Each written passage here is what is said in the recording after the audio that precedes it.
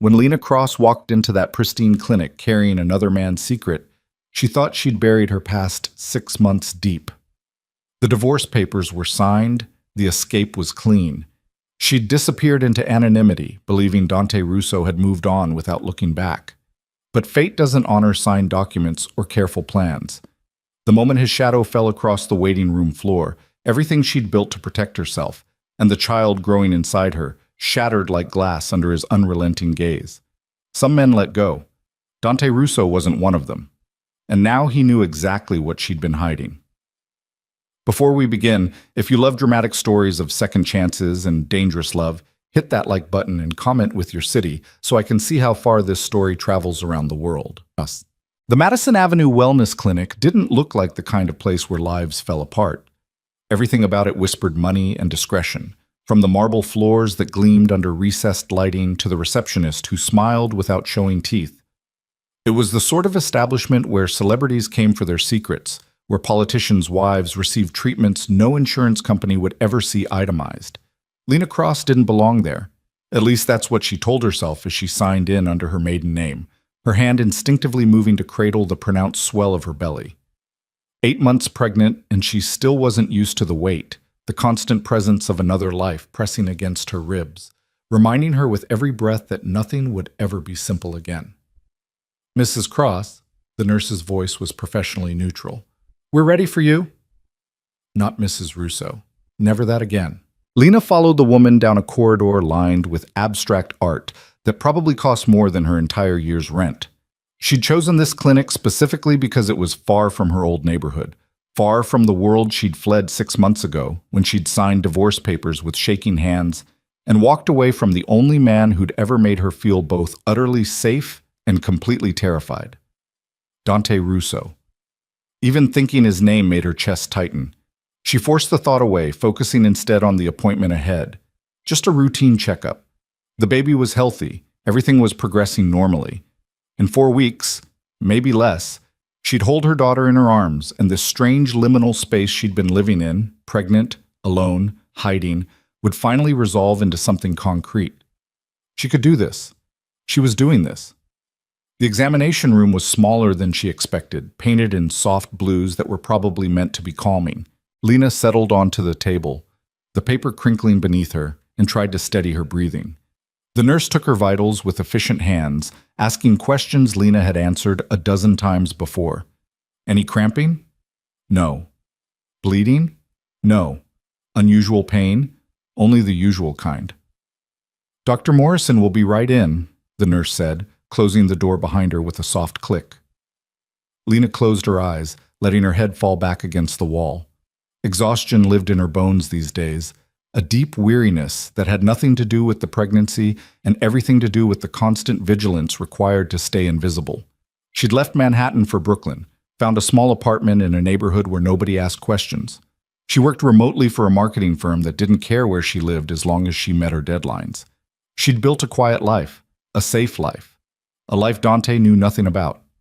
The divorce had been clean as any dissolution of a 3-year marriage could be. His lawyers had been professional, almost cold in their efficiency. She'd expected a fight, expected him to use his considerable power to make things difficult.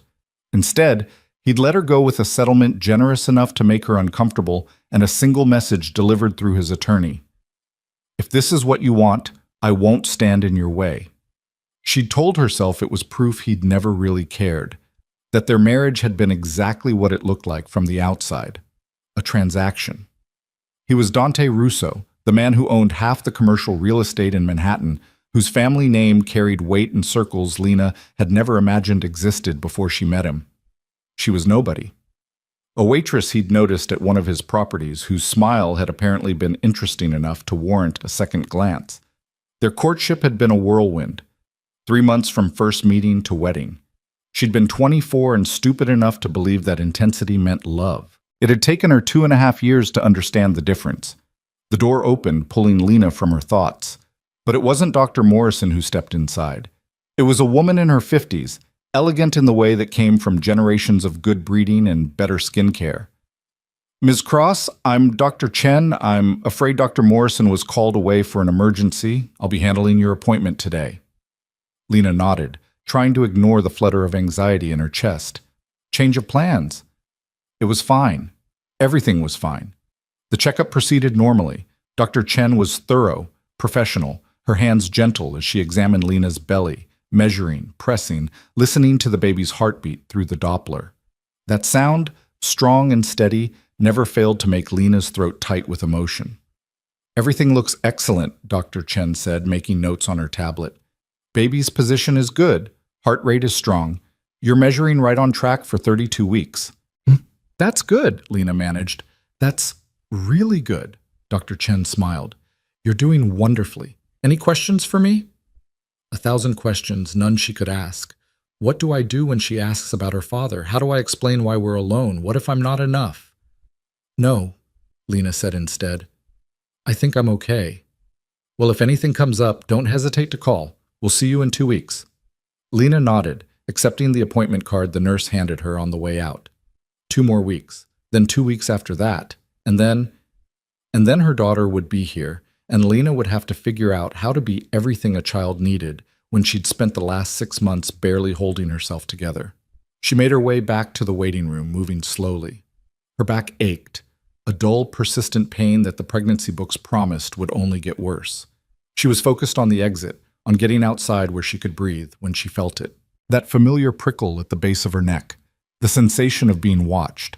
Lena looked up, and her entire world stopped. He stood near the reception desk, tall and devastating in a charcoal suit that probably cost what she made in 3 months. Dark hair swept back from a face that belonged in Renaissance paintings. All sharp angles and aristocratic features softened only slightly by a mouth that knew how to destroy with a kiss.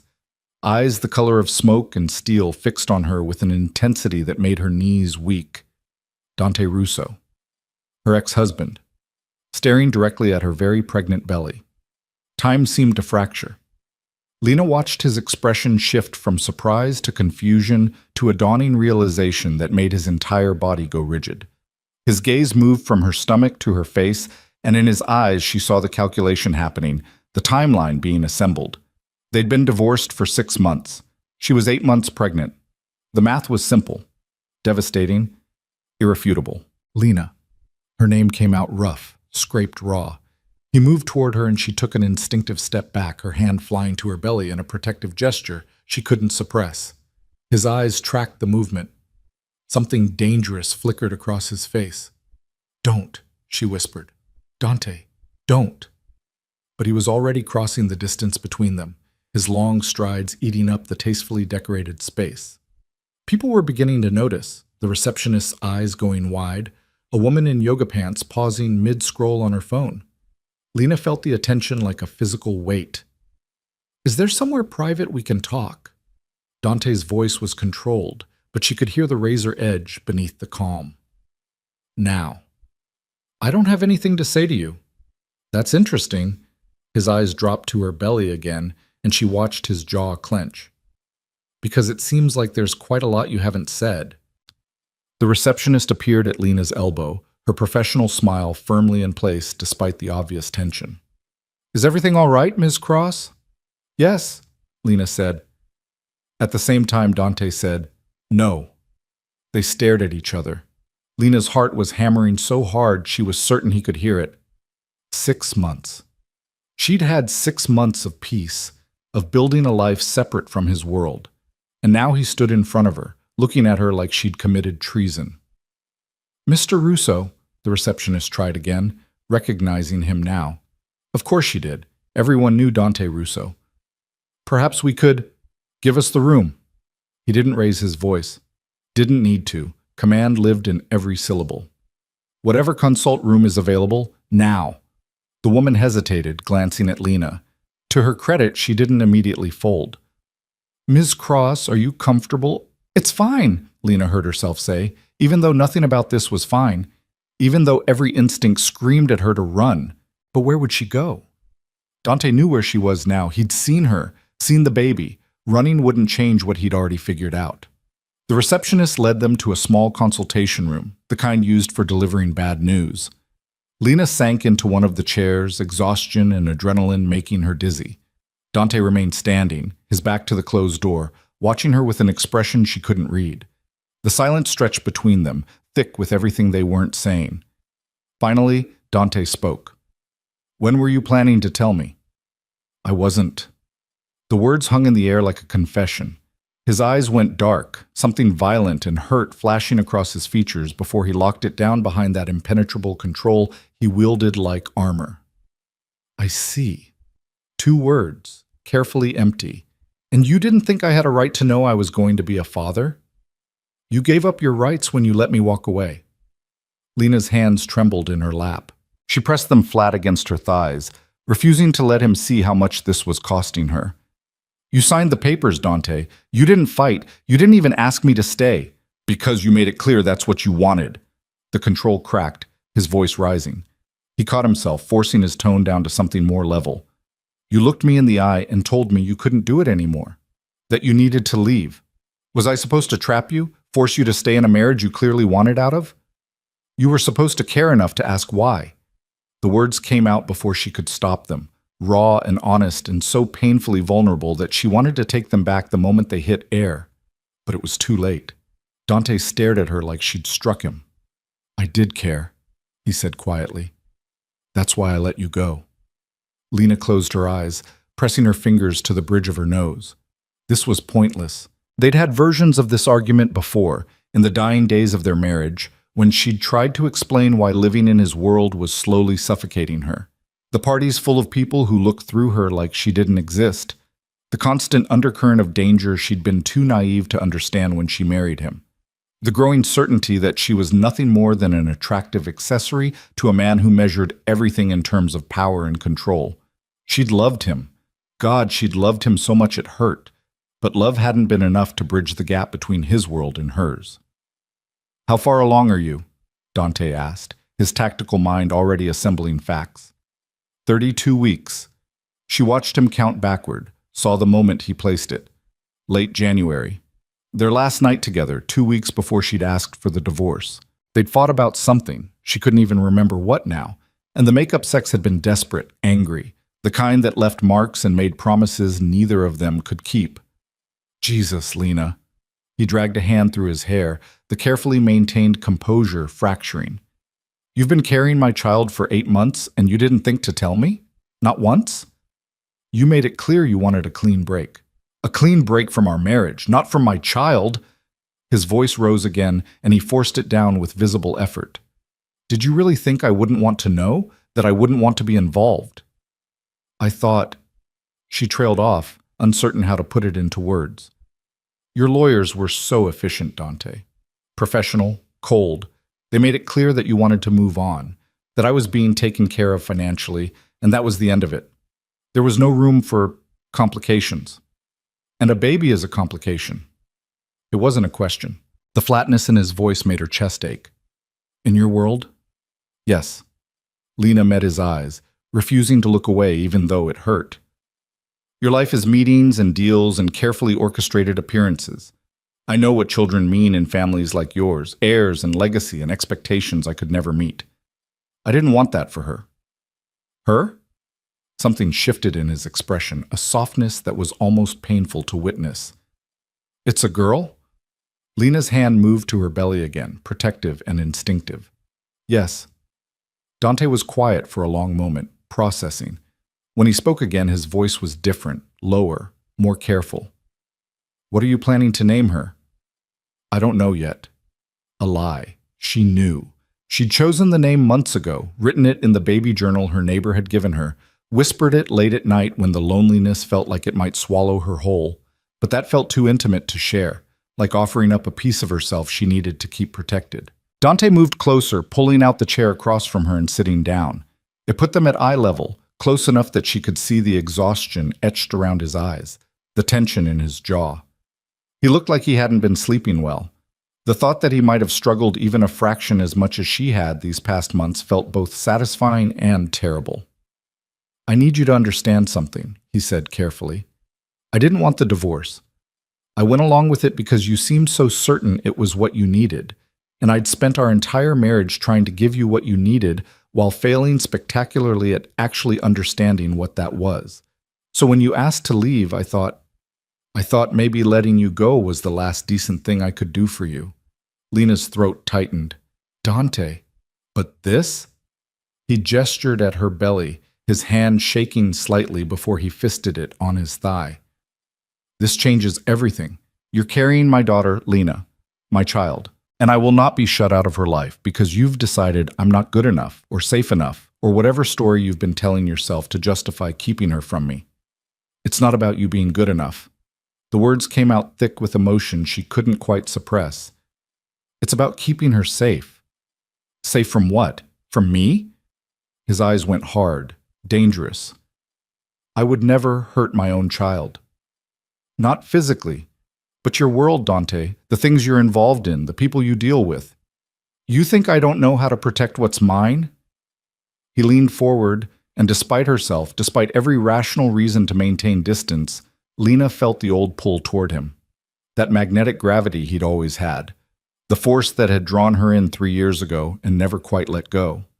I've built an empire on making sure my people are safe, on eliminating threats before they become problems.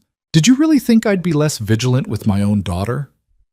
That's exactly what I'm afraid of, Lena whispered. That she'll grow up in a world where threats need to be eliminated, where violence is just another business transaction. I don't want that for her. Dante sat back, studying her face with an intensity that made her want to look away. So your plan was what? Raise her alone? Let her grow up, never knowing her father? I plan to give her a normal life, stable, safe. And when she asks about me? When she wants to know why she doesn't have a father? Lena's hands tightened on her belly. She'd thought about that. Of course she'd thought about that. Late at night when sleep wouldn't come, and the baby kicked against her ribs like she was already demanding answers.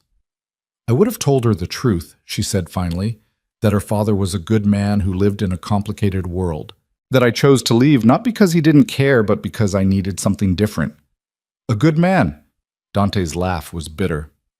Is that what you think I am? Sometimes. She met his eyes. When you let yourself be. The admission hung between them, honest and painful. Dante looked away first, his jaw working as he processed. When he looked back, his eyes had gone cold again, that ruthless focus she recognized from boardrooms and business deals. Here's what's going to happen, he said, and she heard the steel beneath the words. You're going to give me your address, your phone number, your doctor's information, everything, and then we're going to figure out a plan for how this is going to work. You can't just... I can. He leaned forward again, close enough that she could smell his cologne, that familiar scent that used to cling to her skin after he held her. You've had 8 months to make decisions about our daughter without my input. That ends today. I'm her father, Lena, whether you like it or not, whether it fits your plans or not, and I will not be shut out. And if I refuse?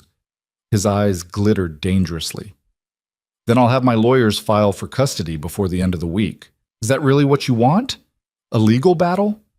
Because I promise you, I have resources you can't match, and a very compelling case about a mother who deliberately concealed a pregnancy from the father.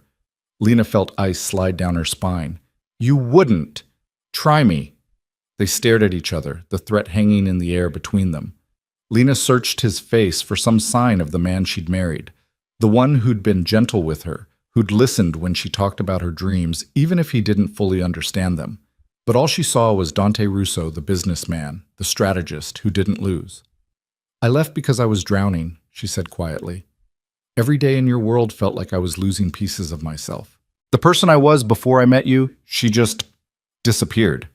And I didn't know how to explain that to you because you were always so certain, so controlled. You had your life figured out, and I was just trying to survive in it. Something flickered across his expression. You never said that.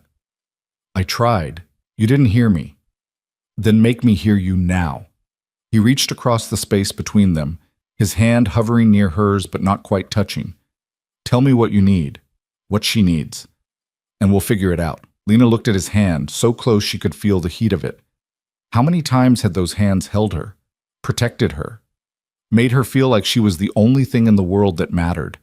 And how many times had she felt like an obligation, a responsibility he'd taken on and couldn't quite figure out what to do with? I need you to let me do this my way, she said. Not swoop in and take over, not make decisions without me, not treat our daughter like she's another asset to manage. I would never. You already are. She gestured at the space between them. You're already making demands, already threatening lawyers. That's who you are, Dante. When you want something, you acquire it. You control it. You make it fit your vision of how things should be. But a child isn't a business deal, and I won't let you turn her into one. Dante pulled back, his expression shuddering. For a moment, she thought he might actually walk away, leave her to figure this out alone just like she'd planned. Instead, he stood, buttoning his suit jacket with deliberate precision. I'll give you 24 hours to decide how you want to handle this. You can either contact me and we can work something out like adults, or I'll have my lawyers draw up custody papers. Your choice. He pulled a card from his pocket and placed it on the table between them. His private number, the one only a handful of people had access to. Think about what's best for our daughter, Lena. Not what's easiest for you. Not what fits your narrative about who I am or what my world means. Think about what she deserves. He moved toward the door, then paused with his hand on the handle. For what it's worth, I'm sorry I failed you. I'm sorry I didn't hear what you were trying to tell me.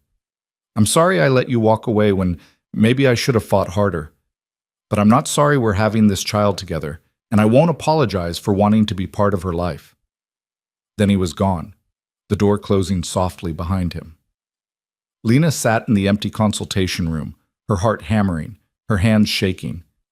The baby kicked, hard enough to make her wince, as if she knew something had fundamentally shifted in the careful world Lena had built. 24 hours. He'd given her 24 hours to upend everything.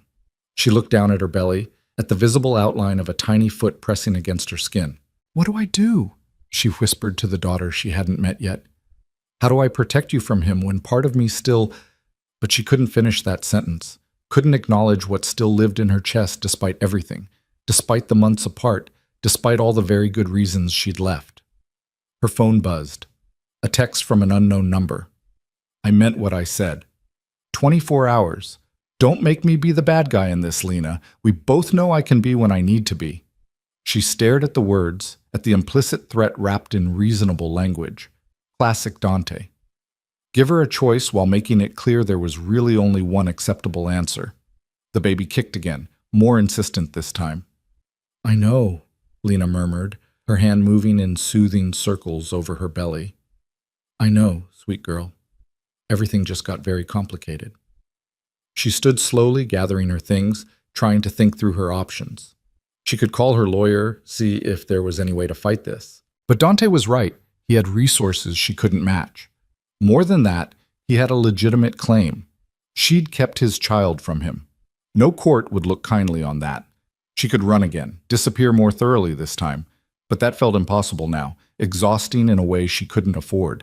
She was weeks away from giving birth. She needed stability, support, medical care. Running would put both her and the baby at risk. Or she could do what he asked. Contact him. Try to work something out. Try to build some kind of co-parenting relationship with her ex-husband, despite the fact that seeing him for 10 minutes had left her emotionally shredded. Lena made her way out of the clinic, squinting against the late afternoon sun. The city hummed around her, traffic and voices and the constant pulse of millions of lives intersecting and diverging.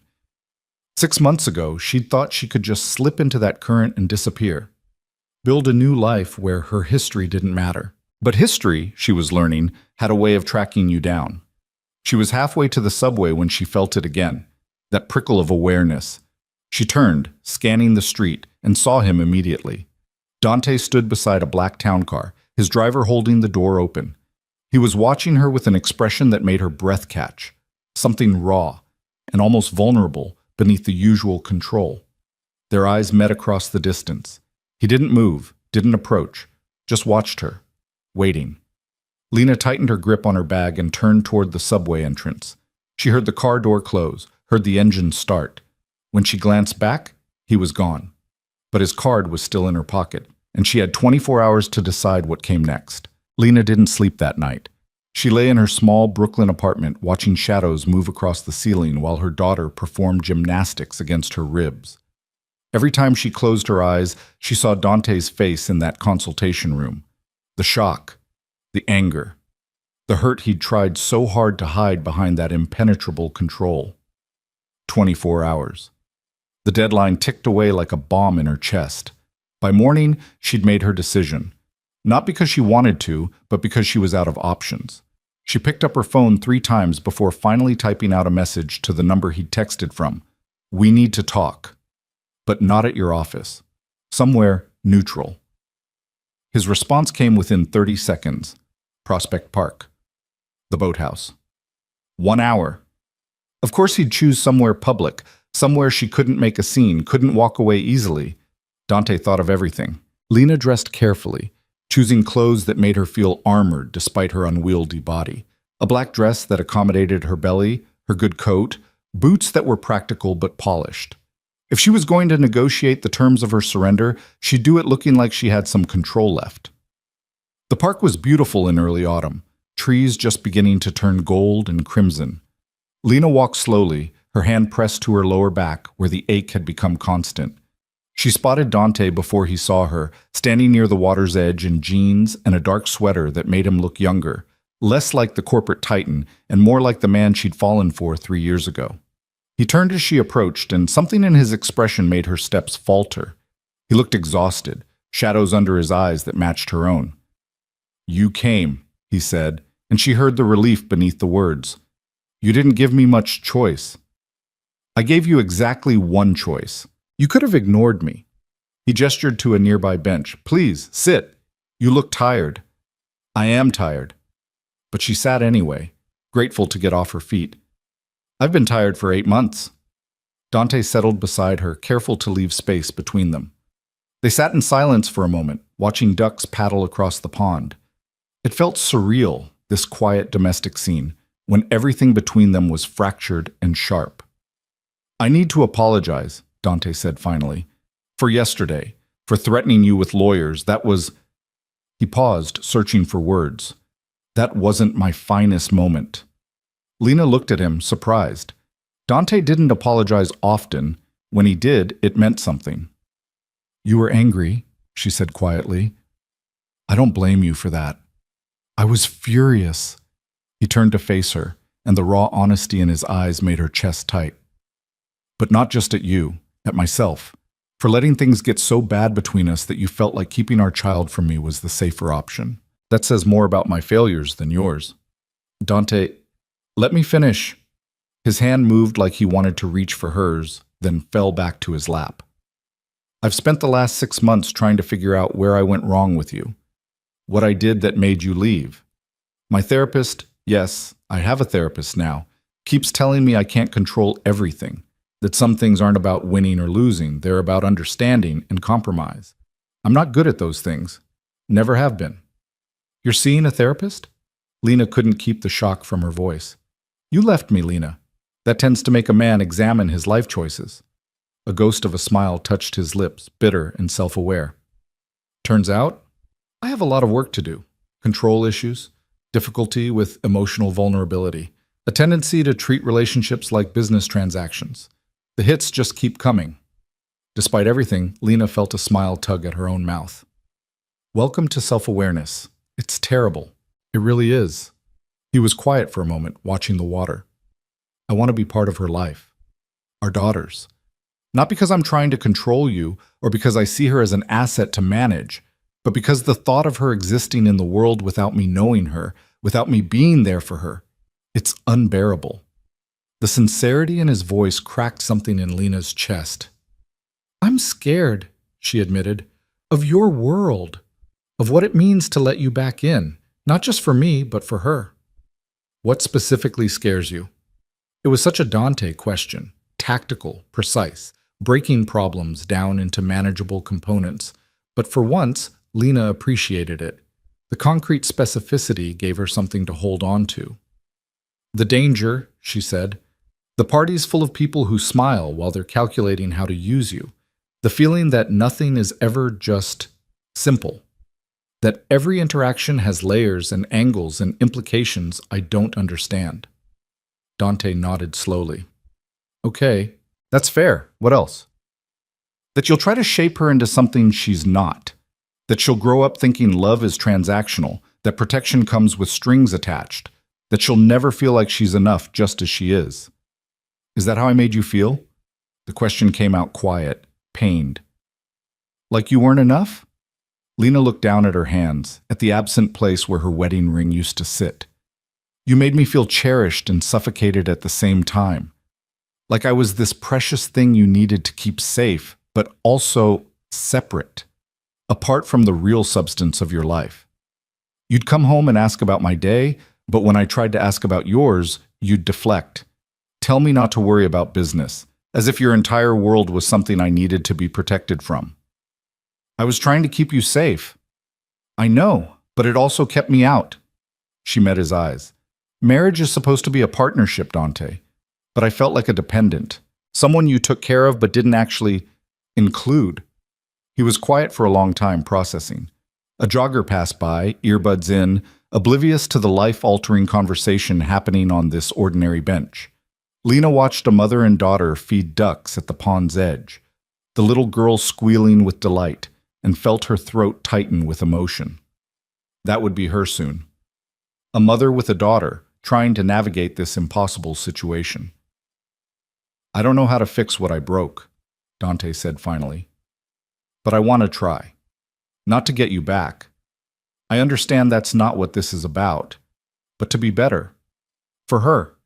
And maybe to prove to you that I can be the kind of father she deserves. What does that look like to you? Lena asked. Being the father she deserves. Honestly? I have no idea. He laughed, the sound rough and uncertain. I didn't have the best example. My father was, well, you know what he was. Distant, demanding, more concerned with legacy than with actually knowing his children. I don't want to be that. Then don't be. It's not that simple, isn't it? Lena shifted on the bench, trying to ease the pressure on her back. You're one of the most disciplined people I know. You decide what you want and you make it happen. So decide that you're going to be different, be present, be available. Actually listen when she talks to you instead of already planning your response. Dante's jaw tightened. Is that what I did with you? Sometimes. She softened her tone. Not always. There were moments when you were completely there, when I felt like I was the only person in your universe. But they got rarer as time went on. Like you were always thinking 3 steps ahead, always managing the next crisis, and I was just waiting for you to come back to me. Jesus, Lena. He dragged a hand through his hair, that rare gesture of frustration. Why didn't you tell me this before? Why let it build until you had to leave? I tried. You didn't hear me. Then I'm listening now, really listening. Tell me what you need, what our daughter needs, and I'll do everything in my power to make it happen. Lena took a deep breath, steadying herself. This was it. The moment she set boundaries or lost the chance to have any say in what came next. I need you to respect that I'm her mother, that I know her, or I will know her, in ways you won't automatically have access to. I need you to work with me, not around me. No making decisions without consulting me first. No using your resources to override my choices. We do this together, or we don't do it at all. Agreed. The answer came so quickly it startled her. Just like that? Just like that. Dante turned to face her fully. Lena, I'm not interested in fighting you for control. I'm interested in being part of my daughter's life. If that means compromising, deferring to you on things, actually collaborating instead of dictating, I'll do it. I'll learn how. Learning takes time, mistakes. I need to know you won't give up when it gets hard. I won't. The certainty in his voice made her want to believe him. I let you go once because I thought that's what you needed. I'm not making that mistake again. Not with her. Whatever it takes, however long it takes, I'm in this. Lena felt tears prick her eyes, hormones and exhaustion, and something dangerously close to hope, all tangling together. I don't want to fight with you, Dante. I don't want lawyers and custody battles and our daughter growing up watching us tear each other apart. But I also can't go back to how things were. I'm not asking you to. He hesitated, then reached out slowly, giving her time to pull away. When she didn't, his hand covered hers, warm and solid. I'm asking for a chance to do better, to be better. Will you give me that? His thumb brushed across her knuckles, the gesture so familiar it hurt. How many times had he held her hand like this? During their first date, when she'd been nervous and rambling. At their wedding, when she'd been shaking with joy and terror. in the hospital after her mother died, when grief had made her feel like she might shatter. He'd always known how to ground her with a touch. "Okay," she whispered. "We can try. But Dante, if you revert to who you were, if you start trying to control everything, if you shut me out, if you make me feel small again, I will take our daughter and you will never find us. Do you understand?" Something flickered in his eyes. Not anger, but something deeper. Respect, maybe? Or fear of loss. "I understand, and I promise you I won't give you reason to run." He squeezed her hand gently. "Now tell me about the pregnancy. I want to know everything. What you've been experiencing, what the doctors have said, if there have been any complications." "You want my medical history?" She couldn't quite keep the skepticism from her voice. "I want to know about our daughter and about you, if you're comfortable sharing." Lena studied his face, looking for the catch, the angle, but all she saw was genuine interest mixed with barely concealed anxiety. He really did care. In his own intense, overwhelming way, he'd always cared. "Everything's been normal," she said slowly. "Textbook pregnancy according to Dr. Morrison. Some morning sickness in the first trimester, but it passed. She's active. You should feel her kick. It's like she's training for soccer in there. The anatomy scan showed everything developing perfectly. Heart, brain, all her organs. And she's positioned well for delivery. When are you due?" 4 weeks?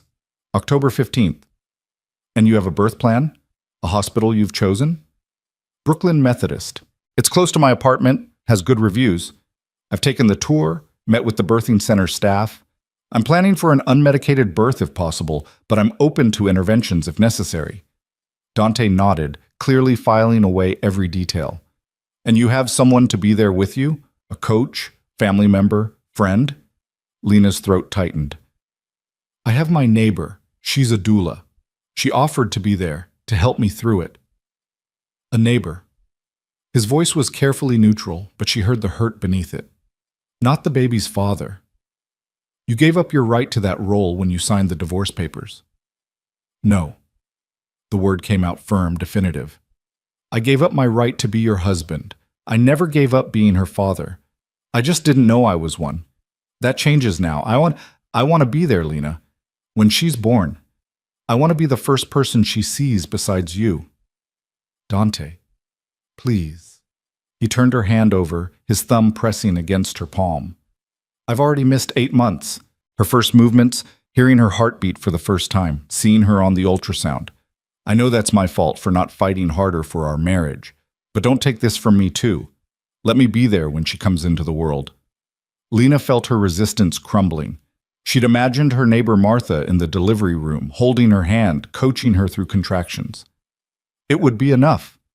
It would be fine. But having Dante there, the father of her child, the man she'd loved despite everything, that would mean something different, something she wasn't sure she was ready for. "I need to think about it," she said finally. "That's fair." He withdrew his hand, leaving her palm cold. "Think about it, and whatever you decide, I'll respect it. But Lena, I'm asking, really asking, let me be part of this." Before she could respond, her phone buzzed. She pulled it out, frowning at the unknown number. Then her blood went cold as she read the message. "Congratulations on the baby, Lena. Funny how life changes. Dante's, I assume, does he know?" Her hands started shaking. Dante noticed immediately. "What is it? What's wrong?" She handed him the phone wordlessly, watched his expression go from concern to deadly in the space of a heartbeat. "Who is this?" he asked, his voice dropping to that dangerous quiet she recognized from exactly twice in their marriage, both times when someone had threatened something he considered his. "I don't know. I've never seen that number before." Dante was already typing on his own phone, his fingers flying. "How long have you been getting messages like this?" "I haven't. That's the first one." He looked up sharply. "You're sure?" "Yes." "Dante, what's going on? Who would send something like that?" "I don't know yet." He made a call, his tone clipped and professional when someone answered. "Marcus, I need a trace on a number. Priority 1. I'm sending it to you now." He paused, listening. "I don't care what you're in the middle of. Drop it. This is about Lena. He hung up and immediately started another call. Lena watched, her heart hammering, as he rattled off instructions to someone else. Something about security protocols and monitoring her apartment building. "Dante, you're scaring me." He finished the call and turned to her, his expression carefully controlled but his eyes blazing. "How well do you know your neighbors, the people in your building?" "Well enough." "Why?" "Because someone knows you're pregnant with my child. Someone knows enough to contact you directly. And that kind of information doesn't circulate unless someone's paying attention." "You think someone's watching me?" The words came out thin, frightened. "I think someone's interested enough to reach out." He stood, his entire body coiled with tension. "Which means we need to take precautions. Starting now." "What kind of precautions?" "The kind where you're not alone in an apartment I know nothing about, in a neighborhood I can't secure, carrying my child while someone out there is clearly monitoring your movements." Lena struggled to her feet, anger cutting through the fear. "You're not doing this. You're not using some random text message as an excuse to swoop in and take over my life. That text message proves someone knows about you, about the baby. In my world, that makes you a target." "Your world? That's exactly what I was trying to avoid." Her voice rose, drawing looks from other park visitors. She lowered it to a harsh whisper. "This is why I left, Dante, because everything becomes a threat. Everything needs security protocols and monitoring. I won't live like that. I won't raise our daughter in a fortress." "Even if it keeps her safe?" "Safe from what? One weird text? People get spam all the time." "That wasn't spam." His jaw was tight, his eyes hard. "That was targeted. Someone who knows your name, knows about the pregnancy, knows about me. Someone who took the time to track down your personal number and send a message designed to do exactly what it's doing, make you scared and vulnerable. Or maybe it's someone from your past trying to stir up trouble. Did you think about that? Maybe this has nothing to do with me and everything to do with whoever you pissed off in your last business deal." The words hung between them, sharp and accusing. Dante's expression shuddered. "You're right," he said quietly. "This probably does come back to me. Which is exactly why you need protection. My enemies won't care that we're divorced. They'll see you as leverage. And now that you're carrying my child, don't." Lena pressed her hands to her belly, protective and instinctive. "Don't make this about business rivals and leverage. She's a baby, Dante. A person, not a pawn in whatever game you're playing." "I know that." He stepped closer, his voice dropping. "God, Lena, I know that. But the people who would use her to get to me don't care. They don't operate with the same rules, and I will not take chances with your safety, with her safety." "So what are you suggesting? That I move into your penthouse? Let you put security details on me? Live behind bulletproof glass and bodyguards?" "If that's what it takes." "No." The word came out flat, definitive. "I won't do it." "Lena, I said no." She was breathing hard now, adrenaline and fear making her dizzy. "I left that life for a reason. I'm not going back. One text message doesn't change that." Dante looked at her for a long moment, and she saw him struggling, between his instinct to protect and his promise to respect her boundaries. Finally, he pulled out his phone. "Then we compromise. You stay in your apartment for now. But I'm putting security on your building, discreet. You won't even know they're there. And if you get another message, anything that feels off, you call me immediately. No arguing, no trying to handle it yourself. You call me." "Dante." "That's the deal, Lena.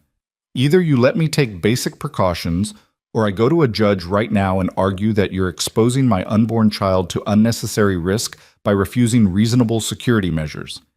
How do you think that conversation will go?" It was a low blow, and they both knew it.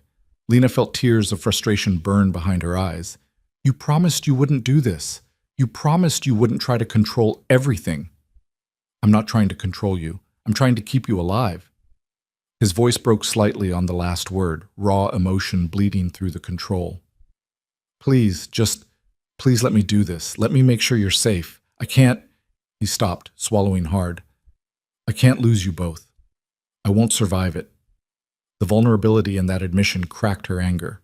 She saw the fear beneath his commands, the terror that something might happen to her and their daughter while he stood by, helpless.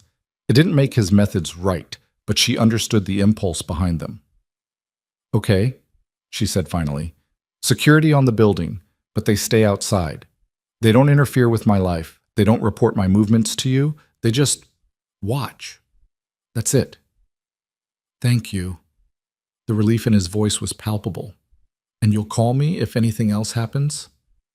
I'll call you. And we can discuss living arrangements later, when you've had time to think about it? Dante, just think about it, please. He reached out, his hand hovering near her face like he wanted to touch her but didn't quite dare. I know I'm asking for a lot. I know I'm pushing. But Lena, the thought of you being vulnerable, of something happening to you or our daughter because I wasn't there to protect you, it's unbearable. Lena closed her eyes, exhausted beyond measure. I need to go home. I need to process all of this. Let me drive you. I can take the subway, please. Just that one word, stripped of command, pure request. Let me do this one thing. Let me make sure you get home safely. She was too tired to argue, too overwhelmed by everything that had happened in the last 24 hours to mount another defense. Fine, but you're not coming up to my apartment. I wouldn't dream of it. He offered his arm, and after a moment's hesitation, she took it. They walked back to his car in silence, Lena painfully aware of his hand at the small of her back, guiding her carefully over uneven pavement. The driver opened the door without comment, and Lena sank gratefully into the leather seats. The ride to Brooklyn felt surreal. Dante sat beside her, close but not touching, his presence filling the space. Lena watched the city slide past the windows, the familiar streets of her new life that suddenly felt less safe than they had this morning. I'm sorry, Dante said quietly as they crossed the bridge, for springing all of this on you. For the security, the demands, all of it. I know it's the opposite of what you wanted. You're doing what you think is right, Lena said, too tired for anger. You always do. That doesn't make it the right thing. She turned to look at him, surprised by the admission.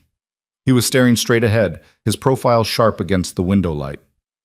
I've spent the last 6 months learning to interrogate my instincts, he continued, to question whether what I think is right is actually just about control. It's harder than you'd think, separating genuine concern from the need to manage outcomes. Is that what your therapist tells you? Among other things. A ghost of a smile touched his lips. She's brutally honest. I hate it. But I keep going back because apparently that means it's working. Despite everything, Lena felt warmth bloom in her chest. The fact that he was trying, that he was willing to examine himself this way, it meant something. I'm proud of you, she said softly, for doing the work. It's not easy. Neither is being without you. The words slipped out before he could stop them. He looked at her, raw honesty in his eyes. I miss you, Lena. Every day. Not just the big things, but the small ones. Coffee in the morning, your terrible singing in the shower, the way you'd fall asleep during movies and deny it when I called you out. I miss all of it. Lena's throat tightened. Dante, I'm not trying to manipulate you. I wanted you to know that letting you go was the hardest thing I've ever done. And if I could go back, if I could do things differently, I would. He paused. But I can't. So all I can do is try to be better going forward. For you, for our daughter, for myself. The car pulled up outside her building, a modest brownstone in Park Slope, nothing like the luxury penthouses Dante inhabited. He looked out the window, taking in the neighborhood with an assessing gaze she recognized. This is nice, he said. Good area, close to the park. It's home. Lena gathered her bag, preparing to leave. Thank you for the ride. Lena. He caught her hand before she could open the door. I know you don't trust me right now. I know I have to earn that back. But I meant what I said. I'm not going anywhere. Whatever it takes, however long it takes. I'm here. She looked down at their joined hands, at the way his fingers threaded through hers like they'd been designed to fit together. I'm not ready to trust you yet, she admitted. But I'm willing to see if you can prove me wrong. That's all I'm asking for. He raised her hand to his lips, pressing a kiss to her knuckles that made her breath catch. Call me if you need anything, even if it's just to tell me I'm being overbearing. I can take it. I know you can. She pulled her hand away gently, kneading the distance. Goodbye, Dante. Not goodbye. I'll see you soon. She climbed out of the car, feeling his eyes on her as she made her way up the front steps. Only when she was inside with the door closed did she hear the car pull away. Lena made it to her apartment before her knees gave out. She sank onto the couch, her hands shaking, the baby doing acrobatics that would have been uncomfortable if she wasn't so numb with shock. Her phone buzzed. Another message from the unknown number.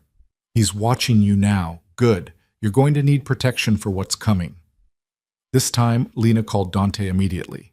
He answered on the first ring. "What happened?" Another message. Her voice shook despite her best efforts to control it. "Dante, I'm scared. I'm on my way back. Don't open the door for anyone except me. The security team is already in position. They'll make sure no one gets to you." "What's happening? Who is this?" "I don't know yet."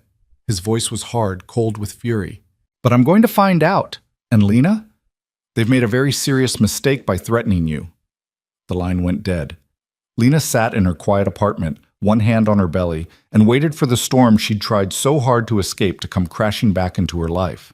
Dante arrived within 20 minutes, which meant he'd broken every traffic law between Manhattan and Brooklyn. Lena heard his footsteps on the stairs before his knock. 3 sharp raps that somehow conveyed both urgency and restraint. She opened the door to find him flanked by 2 men in dark suits who radiated the kind of quiet competence that came from military training. Dante's eyes swept over her, cataloging every detail like he was checking for damage. "You're okay," he said, and it wasn't quite a question. "Physically, yes." Lena stepped back to let him in, acutely aware of how small her apartment must seem to him. The entire space could probably fit in his living room. Emotionally is a different story. The 2 men remained in the hallway. Dante closed the door, then immediately began moving through the apartment with methodical precision, checking windows, examining sight lines, his expression growing darker with each discovery. "This building has no security," he said flatly. "The front door doesn't even lock properly. Anyone could walk in. It's Brooklyn, not a war zone. It might as well be right now." He pulled out his phone, typing rapidly. "I'm having proper locks installed tomorrow. Security cameras for the common areas. And you're getting a panic button that connects directly to my team. Dante, you can't just renovate my building. Watch me." He looked up, his eyes hard. "Show me the messages. All of them." Lena handed over her phone, watched his jaw clench as he read through them, his knuckles going white around the device. When he finally looked up, something dangerous glittered in his expression. "This isn't random," he said quietly. "Someone's been tracking your movements. They knew you were at the clinic yesterday. They knew exactly when to send these messages for maximum impact." "How can you tell?" "The timing, the specificity." He handed back her phone. "Whoever this is, they want you scared. They want you running to me for protection, which means this is about leverage." "Leverage for what?" "That's what I intend to find out." He moved to her window, looking down at the street below. "There's a black sedan at the corner. My team. They'll maintain a perimeter, rotate shifts every 8 hours. You won't see them, but they'll be there." Lena sank onto her couch, exhaustion pulling at her bones. The baby had finally settled, a small mercy given her heart was still racing. "This is insane.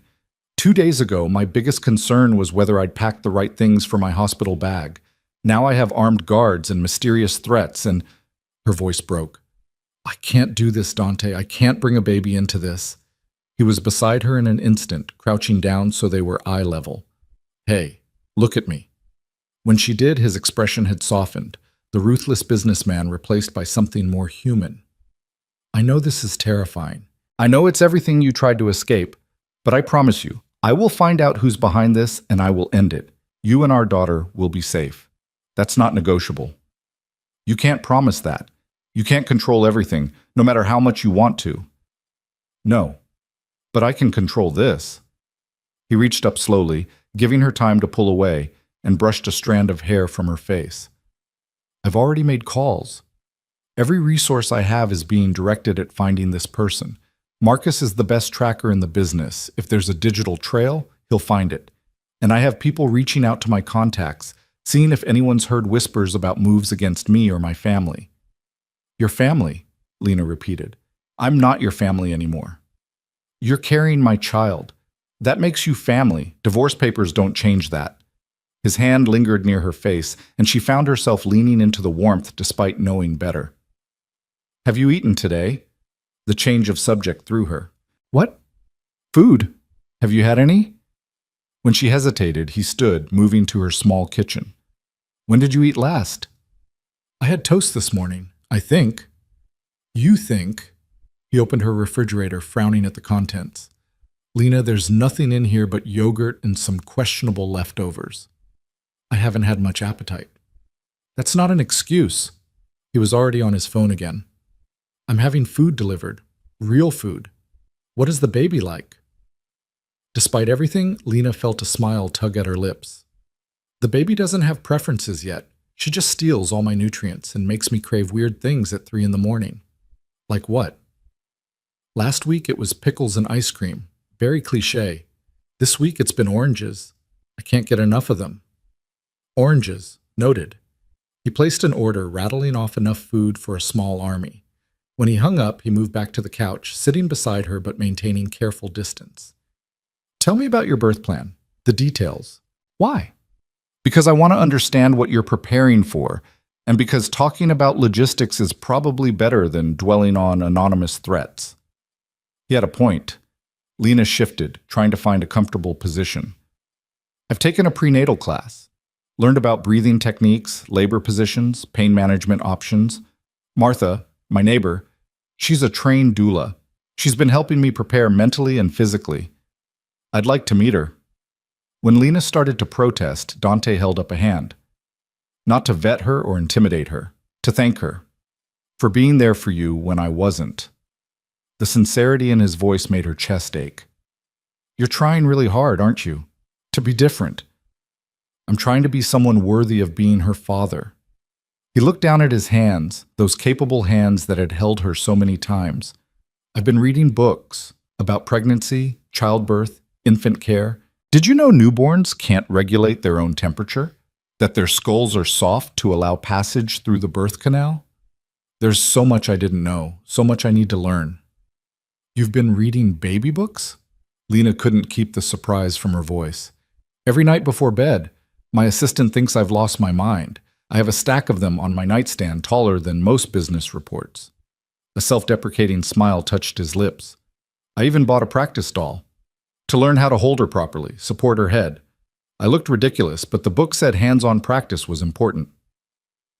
The image of Dante Russo, feared businessman and corporate titan, practicing with a baby doll in his penthouse was so absurd that Lena laughed, really laughed, the kind that shook her whole body and made the baby kick in protest. "I'm glad you find my dedication amusing," Dante said dryly, but she could see the pleasure in his eyes at making her laugh. "I'm sorry, She tried to catch her breath. "The mental image is too much. Please tell me you have pictures." "Absolutely not. That's classified information." "I bet your assistant took some." "Probably. She finds my entire journey into impending fatherhood endlessly entertaining." He shifted closer, his expression turning serious. "But it's not a joke to me, Lena. None of this is. I want to be prepared. I want to know what to do when she cries, how to soothe her, how to keep her safe and healthy and loved." The word loved hung in the air between them, weighted with meaning. Lena felt her throat tighten with emotion. "She's going to be so lucky to have you," she whispered. "If you can actually be the man you're describing." "I will be. I have to be." His hand moved to rest on the couch between them, close enough that she could feel the heat of it. "Because the alternative, failing her the way I failed you, that's not an option I can live with." Before Lena could respond, her phone buzzed. They both tensed. Dante leaned over to look at the screen. "It's just the food delivery," he said, the relief evident in his voice. "I'll get it." He was back moments later with enough takeout containers to feed a small neighborhood. Thai food, Italian, Chinese, even a burger with fries. "I wasn't sure what you'd want," he explained, setting everything on her small dining table. "So I got options. This is enough food for a week. You need to eat, both of you." He started opening containers, the domesticity of the moment surreal given the circumstances. "Come on, pick something." Lena chose the Thai food, pad see ew, with extra vegetables, and found herself ravenous once she started eating. Dante watched her with satisfaction, picking at some of the Italian himself, but mostly focused on making sure she ate enough. "When's your next appointment?" he asked between bites. "Next Tuesday, just a standard checkup. I want to come with you." Lena paused, her fork halfway to her mouth. "Dante, I know, I'm pushing again, but Lena, I've missed everything. Every milestone, every appointment, every moment of this pregnancy. Please, let me be there for this one thing. Let me hear her heartbeat, see her on the ultrasound if they do one. Let me start being present." She studied his face, searching for the angle, the manipulation, but all she saw was raw hope mixed with fear of rejection. This was costing him, she realized, asking instead of demanding, being vulnerable instead of controlling. "Okay," she said finally, "you can come, but you let me do the talking. You're there to observe, not to interrogate my doctor or try to take over my medical care." "Deal." The relief in his smile was genuine. "Thank you." They ate in companionable silence for a while, the only sounds the quiet clink of utensils and the ambient noise of the city outside. Lena found herself relaxing despite everything, lulled by the simple act of sharing a meal with someone who wasn't asking anything of her in that moment. "I've been thinking about names," Dante said eventually, his tone careful, like he was testing dangerous waters. "For our daughter. Do you have any preferences?" Lena's hand moved to her belly, protective and instinctive. She'd been holding the name close, a secret between her and the child she hadn't met yet. Sharing it with Dante felt like surrendering something precious. But he was her father. He deserved to be part of this. "Sophia," she said quietly. "I've been thinking about Sophia. It means wisdom."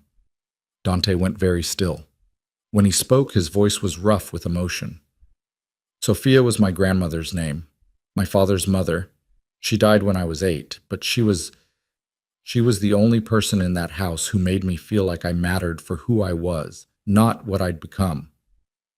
"Didn't know that." Lena felt tears prick her eyes. "I just like the name, the way it sounds, what it means. It's perfect." He looked at her with such naked gratitude that she had to look away. "Sophia Russo, our daughter." "Sophia Cross Russo," Lena corrected gently. "She gets both our names. She belongs to both of us." "Sophia Cross Russo," Dante repeated, testing the name. "Yes, that's right. That's perfect." Her phone buzzed again. This time, both of them flinched. Dante grabbed it before she could, his expression darkening as he read. "What does it say?" Lena asked, her appetite vanishing. "Enjoying your dinner? He can't protect you forever. There are always cracks in the armor." Dante's jaw clenched. "They're watching right now. They saw the food delivery." Fear sliced through Lena, cold and sharp. "They're here? Outside?" Apparently. Dante was already on his phone, barking orders to someone. "I want a full sweep of the area. Every building, every rooftop, every vehicle. Someone is close enough to see this apartment, and I want them found. Now." He hung up and moved to the window, careful to stay to the side. "Don't stand near the windows until we know where they are." "This is insane!" Lena struggled to her feet, adrenaline making her shake. "Someone is watching me eat dinner? Sending me messages about cracks in armor? What does that even mean?" "It means they want to demonstrate how vulnerable you are, how easily they can reach you." Dante pulled the curtains closed with sharp, efficient movements. "It's a psychological tactic. Make you feel exposed, unsafe, so you're more likely to comply with whatever they want." "Which is what, exactly? What could anyone possibly want from me?" "From you? Nothing." He turned to face her, his expression grim. "From me? Everything. Your leverage, Lena, the most effective kind. They've figured out that threatening you will get my attention faster than any business move or financial pressure. So this is about you, your enemies, your world, your problems." The old anger flared hot in her chest. "This is exactly what I was trying to escape." "I know." The admission seemed to cost him. "I know, and I'm sorry, but we're past the point of escaping. They know about you now. They know about Sophia, and the only way forward is through." "Through what?" "Through me eliminating the threat." His voice dropped to that dangerous quiet she recognized from exactly twice before, Once when someone had tried to sabotage one of his developments, and once when a business rival had made insinuations about Lena's past. Both times, the threat had disappeared completely within 48 hours. She'd never asked how, never wanted to know. "What are you going to do?" she asked, not sure she wanted the answer. "Whatever is necessary to keep you safe." He moved closer, his presence filling the small space. "I need you to trust me on this. I need you to let me handle it my way. Your way usually involves things I don't want to know about. Probably. But the end result is the same. You and Sophia will be protected. That's all that matters." Lena sank back onto the couch, feeling the weight of inevitability settle over her. She'd tried to build a life outside Dante's world, tried to keep their daughter safe from the darkness that seemed to follow him. But fate or circumstance or simple bad luck had dragged her right back into it. "I can't live like this long term," she said quietly, jumping at every phone notification, afraid to stand near windows, having armed guards shadow my every move. "That's not a life, that's a prison." "It won't be long term." Dante sat beside her, close enough that she could feel the tension radiating off him. "I promise you, this is temporary. Once the threat is neutralized, how can you be sure there won't be another threat, and another after that?" She turned to face him fully. "Your world is built on power plays and territorial disputes. There will always be someone trying to find your weakness, trying to exploit it, and now they know exactly where to look." The truth of it hung between them, inescapable. Dante's face was carved in hard lines, his eyes reflecting a struggle she could only partially understand. "Then we adapt," he said finally. "We find a way to keep you and Sophia safe while still giving you the life you want, the freedom you need. It's not impossible. It just requires better planning, better security, better control," Lena finished, which brings us right back to the problem that broke our marriage in the first place. "No." He shifted to face her, his intensity almost overwhelming. "The problem with our marriage was that I tried to control you, to fit you into my life without considering what you needed. That's not what I'm suggesting now. I'm suggesting we work together to solve this. Your input, your boundaries, your decisions. I provide resources and protection, but you decide how we use them. And when my decisions put us at risk, put Sophia at risk, what then? Then we have a conversation, like adults, like partners."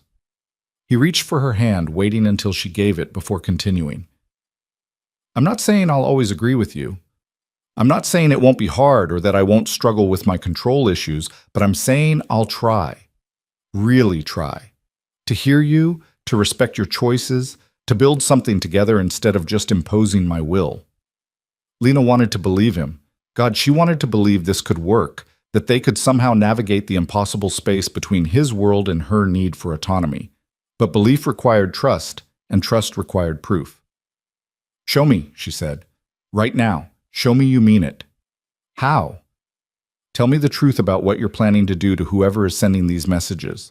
No sanitized version, no protecting me from the reality. The actual truth about what happens next." Dante's jaw tightened.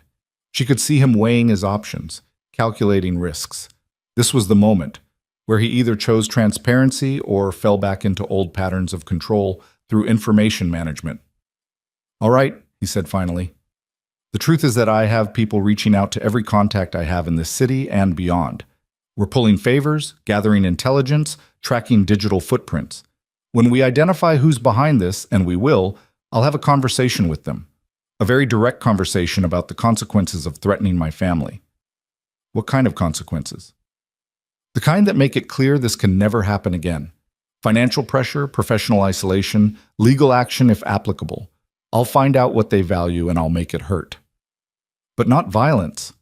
She needed to hear him say it. "You won't hurt them physically. Not unless they give me no choice." His honesty was brutal. "If they come after you directly, if they try to harm you or Sophia, then yes, I'll do whatever is necessary to stop them. But I'm not a monster, Lena. I don't enjoy violence. I just don't shy away from it when the people I love are at stake." The people he loved. The phrase settled over her like a weighted blanket, comforting and suffocating at once. "You still love me," she said, not quite a question. "I never stopped." The admission came out quiet, raw. "Not when you left, not during the divorce, not in the 6 months since. I just learned to live with it, to accept that what I wanted didn't matter as much as what you needed. Lena felt tears slip down her cheeks before she could stop them. Hormones and exhaustion and the sheer emotional weight of everything catching up with her. I loved you too. She couldn't finish. Couldn't admit that somewhere beneath the fear and anger and self-preservation, something still stirred when he looked at her like she was the center of his universe. I know. He reached up, gently brushing the tears from her face. You don't have to say it. You don't owe me anything. I just need you to know that whatever happens, whatever you decide about us, I'm not going anywhere. Sophia will have a father who loves her and a mother who put her first even when it was hard. That's already more than I had growing up. The parallel struck her, Dante, trying so desperately not to become his father, trying to break cycles of emotional distance and conditional affection. It was the most vulnerable she'd ever seen him, stripped of the armor he usually wore. Okay, she whispered. We try. We work together, we communicate, and we see if we can actually make this work. For Sophia. And maybe... She trailed off, not ready to finish that thought. Maybe, Dante echoed, and something like hope flickered in his eyes. Her phone buzzed again. This time, Dante's hand shot out to grab it before she could even react. His expression went from tense to thunderous as he read. What? Lena demanded. What does it say? Sweet moment. But sentiment won't save you when the time comes. Tell Dante his sins are coming home to roost. He looked up, his eyes blazing. This is someone from my past. Someone with a grudge specific enough to reference old wrongs. What kind of old wrongs? I don't know yet.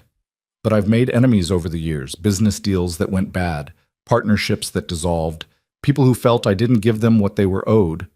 It could be any number of things. How comforting. Lena wrapped her arms around her belly, protective and afraid.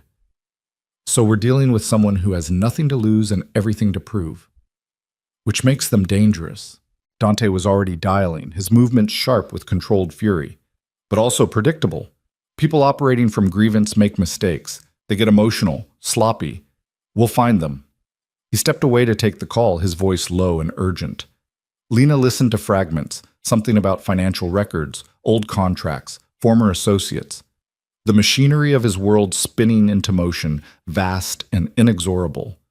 When he hung up, his expression was grim but determined. We have a lead. One of my former business partners, someone I bought out 5 years ago, has been making noise lately, claiming I stole his company, ruined his reputation. My team is looking into his current activities, seeing if there's a connection. 5 years is a long time to hold a grudge. Not in my world. Dante moved back to her, crouching down so they were eye level again. Listen to me. I know this is overwhelming. I know it's terrifying and not what you signed up for.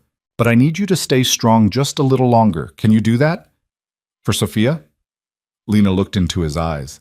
Those gray eyes that had captivated her from the first moment, that held storms and steel and something softer she'd almost forgotten existed. She thought about the baby growing inside her, about the life she'd imagined for them, quiet and safe and simple. That life had been a fantasy. The reality was sitting in front of her, complicated and dangerous, and offering something she'd thought impossible, a genuine partnership with the man she'd loved enough to marry and feared enough to leave. I can stay strong, she said. But Dante, when this is over, when whoever is behind this is dealt with, we need to have a serious conversation about what comes next, about how we build a life that doesn't require armed guards and constant vigilance. Because I meant what I said. I won't raise Sophia in a fortress. When this is over, Dante promised, we'll build whatever life you want. Together. I swear it. He sealed the promise with a kiss to her forehead, gentle and reverent. Lena closed her eyes, letting herself lean into him for just a moment, letting herself believe that maybe, impossibly, they could find a way through the darkness into something better. Her phone stayed silent for the rest of the night. Dante's team maintained their perimeter, invisible guardians against threats she couldn't see. And somewhere out there, someone was watching, waiting, preparing their next move. But for now, in this small apartment in Brooklyn, Lena let herself rest. Let Dante stay, sitting vigil in the chair across from her couch. Let herself believe that maybe she wasn't as alone as she'd thought. Sophia kicked, strong and insistent, and Lena smiled despite everything. Whatever came next, whatever dangers lurked in the shadows, her daughter was already a fighter, already strong. She'd need to be. Because the storm brewing around them was far from over. Lena woke to the smell of coffee and the sound of low voices in her kitchen. For a disoriented moment, she forgot where she was, forgot everything that had happened. Then reality crashed back and she sat up too quickly, making her head spin. Easy. Dante appeared in the doorway, concern etched across his features. You need to move slower. Here, I made you tea. Caffeine-free, like the book said. She accepted the mug, staring at him in confusion. He looked rumpled, his shirt wrinkled and his jaw dark with stubble, like he'd been up all night. Did you sleep at all? She asked. A few hours in the chair. He gestured to the armchair across from the couch where she'd fallen asleep. I wanted to stay close, in case anything happened. Dante, you can't just camp out in my apartment. I had Marcus come by an hour ago. We have a positive ID on our threat. His expression hardened. It's exactly who we suspected. Vincent Carrera, the partner I bought out 5 years ago. Lena set down her tea, her hand suddenly unsteady. And? And he's been nursing his grudge all this time, lost his wife in the divorce, lost his standing in the business community, lost everything he thought defined him. He blames me for all of it. Dante moved to sit on the coffee table in front of her, close but not crowding. His financials show he's nearly bankrupt, desperate, which makes him unpredictable. What does he want? Money, probably. Or revenge. Maybe both. Dante's jaw clenched. He's been surveilling you for at least 2 weeks, ever since he found out about the pregnancy. We tracked his movements through traffic cameras and credit card receipts. He's been following you, learning your routine. Ice slid down Lena's spine. 2 weeks? He's been watching me for 2 weeks and I didn't notice? You had no reason to be looking for surveillance. That's on me. The guilt in his voice was palpable. I should have had protection on you from the moment we divorced. Should have anticipated that someone might try to use you against me. You couldn't have known I was pregnant. No, but I knew you were important to me. That should have been enough. He reached for her hand, his thumb brushing across her knuckles. I'm not making that mistake again. From now until this is resolved, you don't go anywhere without protection. And I mean anywhere, Lena. She wanted to argue, to push back against the restrictions, but fear overrode pride. Someone had been following her, watching her daily life, learning when she was most vulnerable. The violation of it made her skin crawl. What happens now? She asked quietly. Now I handle it. The dangerous edge returned to his voice. I'm meeting with Carrera this afternoon, making it very clear that coming after you was the worst decision he's ever made. Alone? Dante, if he's desperate, I won't be alone. I'll have my team. But Lena, I need you to promise me something. He waited until she met his eyes. Whatever happens, whatever you hear about this meeting, trust that I did what was necessary. Can you do that? That depends on what necessary means. It means I'm going to give him a choice. Walk away, and I'll help him rebuild his life somewhere far from here. Set him up with enough money to start over, no strings attached. Or continue down this path and face consequences he really won't like. And if he doesn't take the deal? Dante's expression went cold, remote. Then I remove him as a threat, permanently. What does permanently mean? It means you don't have to worry about him anymore. Ever. He stood, moving toward the window to check the street below. I have lawyers standing by with restraining orders, financial leverage that will make his life very difficult if he refuses to cooperate, and contingencies for every possible outcome. Vincent Carrera will not hurt you or our daughter. I guarantee it. Lena pressed her hands to her belly, feeling Sophia moving beneath her palms. I don't want you to become someone you're not because of us. Someone who does terrible things in the name of protection. I've always been this person, Lena. You just never had to see it. He turned back to face her, his expression softening slightly.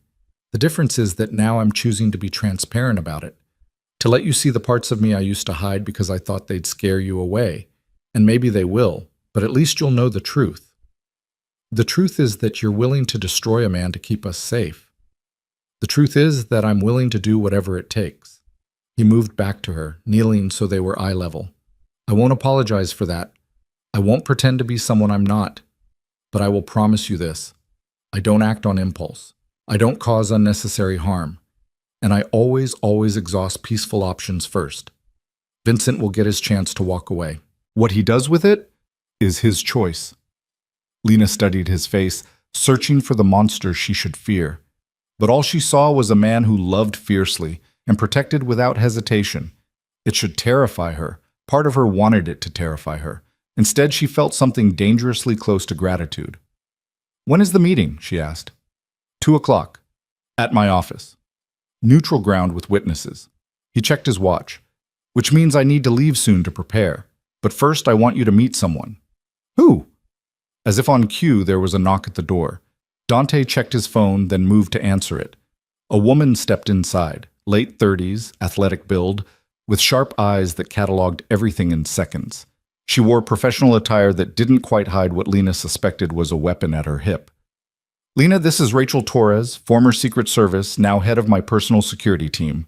Rachel, this is Lena Cross, the mother of my child and the person you're going to be protecting for the foreseeable future. Rachel offered her hand, her grip firm and confident. Ms. Cross, it's an honor. I've been briefed on the situation and I want you to know you're in good hands. I don't need a bodyguard, Lena protested weakly. With respect, ma'am, you do. Rachel's voice was professional but kind. At least until we neutralize the current threat. I promise to be as unobtrusive as possible. You won't even know I'm there most of the time. She'll be staying in the building, Dante explained. In the apartment directly below yours. The previous tenant was very motivated to relocate when I made him an offer. You bought out my downstairs neighbor? Lena stared at him. Dante, that's insane. That's practical. He picked up his jacket, shrugging into it. Rachel has direct access through the fire escape if needed. She'll maintain eyes on your apartment while remaining out of sight. And before you argue, remember, this is temporary, just until Clara is handled. Lena wanted to fight it, to insist she didn't need this level of protection. But looking at Rachel's calm competence and Dante's unwavering resolve, she knew it was a battle she'd already lost. Fine, she said, but I have a doctor's appointment this morning. Will she be coming with me to that too? I'll be coming with you to that. Dante's tone brooked no argument. Rachel will maintain perimeter security while we're inside. Both of you? Dante, it's just a checkup. Both of us. He moved to her, pressing a kiss to her forehead that felt like a promise and a prayer. I'll be back by 9 to pick you up. In the meantime, Rachel will be here if you need anything. And Lena, please don't try to slip away or prove you don't need protection. Not today. She heard the plea beneath the command and found herself nodding. Okay, I'll wait for you. Relief flashed across his face. He turned to Rachel. Anything happens, anything at all. You'll be the first call, Rachel assured him. Go handle your meeting. We'll be fine here. After Dante left, Lena found herself alone with her new shadow. Rachel moved through the apartment with professional efficiency, checking locks and sightlines just as Dante had the night before. You don't have to do that, Lena said. He already checked everything. Force of habit, ma'am, and Mr. Russo is thorough, but I like to verify personally. Rachel finished her inspection and turned with a slight smile. For what it's worth, I've worked for a lot of powerful men. Dante Russo is one of the good ones. He threatened a man yesterday, with lawyers and worse. He protected you yesterday. There's a difference. Rachel settled into the chair Dante had occupied all night. I know his world seems brutal from the outside, and it can be. But there are rules, codes of conduct, lines most people won't cross. Dante operates within those lines. Barely sometimes, but he operates within them. And Vincent Carrera? Does he operate within the lines? Carrera is desperate, which makes him dangerous. Rachel's expression turned serious. Desperate men do unpredictable things. They take risks they shouldn't, make moves that don't make strategic sense. That's why we're being extra cautious. Until we know what he really wants, until we know if he's working alone or has partners, we assume worst-case scenarios. Lena pressed her hands to her belly, feeling the familiar flutter of movement. Sophia was awake, doing her morning acrobatics. I just want her to be safe. I want to bring her into a world where I'm not constantly looking over my shoulder." "You will," Rachel said with quiet confidence. "Dante won't rest until every threat is eliminated. I've seen him work. When it comes to people he cares about, he's relentless. He cares too much sometimes. It becomes control." "Maybe. But right now, that control is the only thing standing between you and someone who wishes you harm. Sometimes protection looks like control. The trick is knowing the difference." Lena didn't have an answer for that. She made herself breakfast while Rachel maintained her quiet vigil, checking her phone periodically and communicating with someone in brief, coded phrases. It should have felt invasive, having a stranger in her space, monitoring her every move. Instead, it felt oddly comforting, like having a guardian angel who carried a weapon. Dante returned promptly at 9, looking more put together than he had earlier. Fresh suit, clean shave, the corporate armor firmly back in place.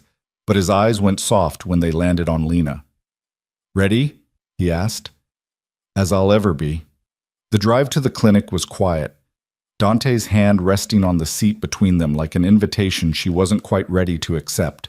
Rachel followed in a separate vehicle, maintaining distance, but staying visible in the mirrors. "Are you nervous?" Lena asked as they pulled into the parking garage. "About the appointment?" "Terrified," Dante admitted. "I've been reading about what these visits entail, but reading and experiencing are different things. What if I mess up? What if I say something wrong or ask a stupid question?" "There are no stupid questions when it comes to your child." Lena felt a smile tug at her lips despite everything. "And besides, I'll be there. We'll figure it out together." "Together," he echoed, and something in his expression made her chest tight. Dr. Chen greeted them with professional warmth, her eyes flickering with interest when Dante introduced himself as the baby's father. If she recognized his name or found it odd that he was suddenly present after months of Lena coming alone, she didn't comment. "Everything looks good," Dr. Chen said after the examination. "Baby's position is excellent. Heartbeat is strong and steady. You're measuring right on track for 33 weeks. "Can we hear the heartbeat?" Dante asked, his voice rougher than usual. "Of course." Dr. Chen positioned the Doppler, and suddenly the room filled with the rapid thump-thump-thump of Sophia's heart. Lena watched Dante's face transform. All the hard edges softened, replaced by wonder and something that looked suspiciously like tears. His hand found hers, gripping tight as he listened to their daughter's heartbeat for the first time. "That's her," he whispered. "That's really her." "That's really her," Lena confirmed, her own eyes damp. Dr. Chen smiled, clearly moved by the moment. "Would you like to see her? We can do a quick ultrasound if you'd like." "Please," Dante said immediately, "if it's not too much trouble." "No trouble at all." Moments later, they were both staring at the grainy image on the screen. Sophia in profile, her tiny features visible, one hand curled near her face. "She's beautiful," Dante breathed. "She looks like you." "She looks like a baby." But Lena was smiling, unable to look away from their daughter. "But yes, she's beautiful." Dr. Chen printed several images, handing them to Dante, who accepted them like they were precious artifacts. 3 more weeks, give or take. Are you both prepared?" "Getting there," Lena said. "I'll be there," Dante added, "for the birth, if Lena agrees." All eyes turned to her. Lena felt the weight of the decision, the significance of allowing him into that most vulnerable moment. But looking at his face, at the raw hope and barely contained fear, she found her answer. "Yes," she said quietly. "You can be there. You should be there." The gratitude in his expression was almost painful to witness. "Thank you. I promise I won't let you down." "Just don't pass out," Dr. Chen advised with a smile. "We have enough to handle without catching fathers who faint." "I won't pass out." Dante's hand tightened on Lena's. "I'll be exactly what she needs me to be." They left the clinic with ultrasound pictures and a sense of fragile hope. Rachel was waiting by the car, her eyes scanning the parking garage with professional paranoia. "All clear?" Dante asked. "All clear. Though we should move. We've been stationary too long." Back in the car, Dante checked his watch. "I need to head to the office soon for the meeting."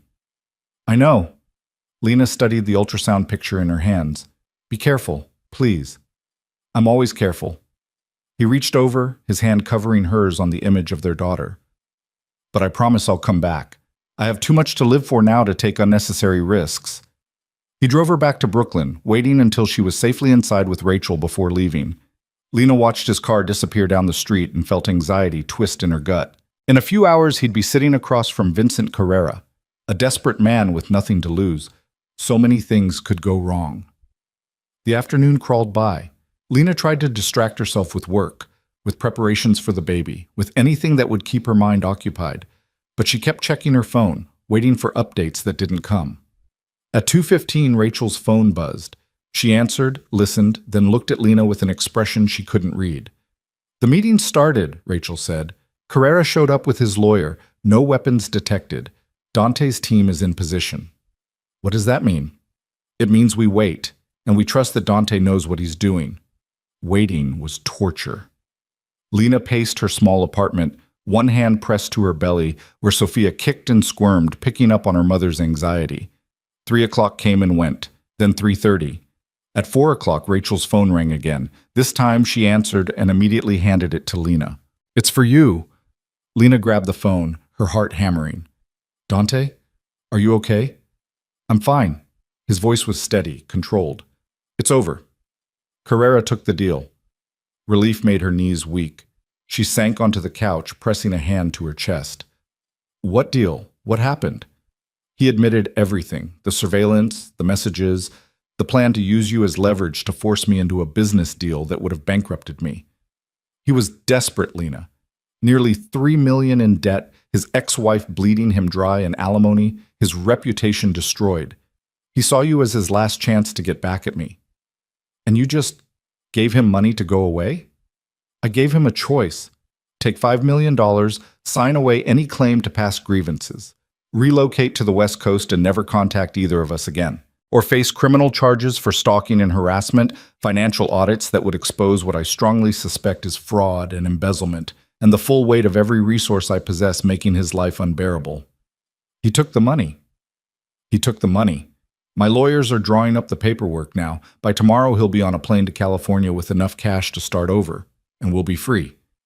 Lena felt tears slip down her cheeks, relief and exhaustion overwhelming her. It's really over? It's really over. His voice softened. I'm coming to you now. I want to see you, make sure you're okay. I'm okay. Scared, but okay. You don't have to be scared anymore. I've got you. Both of you. He arrived 40 minutes later, still in his suit but looking somehow lighter, like a weight had been lifted from his shoulders. Lena opened the door and he pulled her into his arms, careful of her belly, his face buried in her hair. I was so worried, she whispered against his chest. I know. I'm sorry I couldn't call sooner. The negotiations took longer than expected. He pulled back, his hands framing her face.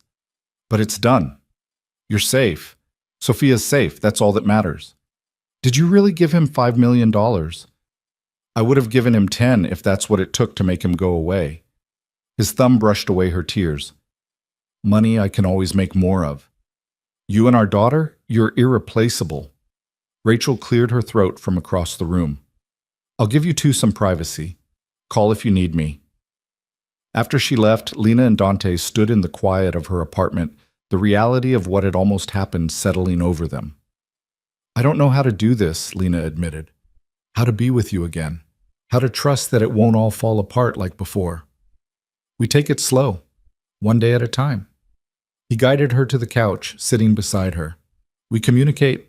We set boundaries. We actually build a partnership instead of me trying to fit you into my life. And most importantly, we put Sophia first. Always. What does that look like, putting her first? It looks like me being present. Actually present. Not just physically there, but mentally checked out thinking about the next deal. It looks like me listening when you tell me what you need instead of assuming I know better. It looks like compromise and flexibility and all the things I'm terrible at but willing to learn. And when you backslide, because you will, control is hard to unlearn. Then you call me on it. You tell me I'm being an ass and I course correct. He took her hand, lacing their fingers together. I'm not saying I'll be perfect. I'm saying I'll try. That I'll keep trying, even when it's hard, even when every instinct tells me to take control and manage the situation, because losing you once nearly destroyed me. I won't make that mistake again." Lena looked at their joined hands, at the way they fit together despite everything that had broken between them. "I'm not ready to move back in with you. I'm not ready to jump back into being Mrs. Russo. I'm not asking you to. I'm just asking for a chance, to prove I can be better, to be the partner you need and the father Sophia deserves." "Okay," she whispered, "we can try. But Dante, if this doesn't work, if we can't figure out how to make this partnership real instead of just something we talk about, I need you to promise you won't fight me on custody, that we'll work out something fair that puts Sophia's needs first." "I promise." "But Lena?" He waited until she met his eyes. "I don't plan on failing. Not at this. Not when it's the most important thing I've ever done." He leaned forward slowly, giving her time to pull away. When she didn't, his lips brushed hers in a kiss so gentle it made her chest ache. It tasted like promise and possibility and all the complicated feelings she'd been trying to ignore for months. When they finally pulled apart, Sophia kicked hard enough to make Lena gasp. Dante's hand immediately went to her belly, his eyes widening when he felt the movement beneath his palm. "Was that her?" "That was her. She's very active today." "She knows," Dante said with wonder. "She knows her father's here." "Or she's protesting all the emotional drama," Lena said dryly. "Hard to tell with babies." He laughed, the sound warm and genuine. "Either way, I'll take it." He kept his hand on her belly, feeling their daughter move. 3 more weeks, then we get to meet her." 3 weeks, Lena echoed. "Are you ready?" "Absolutely not." He looked up, meeting her eyes. "But I will be. We both will be." Lena leaned into him, letting herself rest against his solid warmth. For the first time in months, she felt something close to safe. The threats were neutralized. Dante was here, trying in ways that felt genuine. And soon, very soon, they'd both meet the little girl who had already changed everything. Outside, the city hummed with life. Rachel maintained her quiet vigil in the apartment below. And somewhere in California, Vincent Carrera was boarding a plane with $5 million and the knowledge that he'd gotten off easy. But inside this small Brooklyn apartment, 2 people who had loved and lost each other were finding their way back. Not to what they were, but to what they could become. For themselves, for each other, and for the daughter they both already loved more than life itself. Sophia kicked again, and Dante smiled. The kind of smile that transformed his entire face, that reminded Lena why she'd fallen for him in the first place. Maybe, just maybe, they could make this work after all.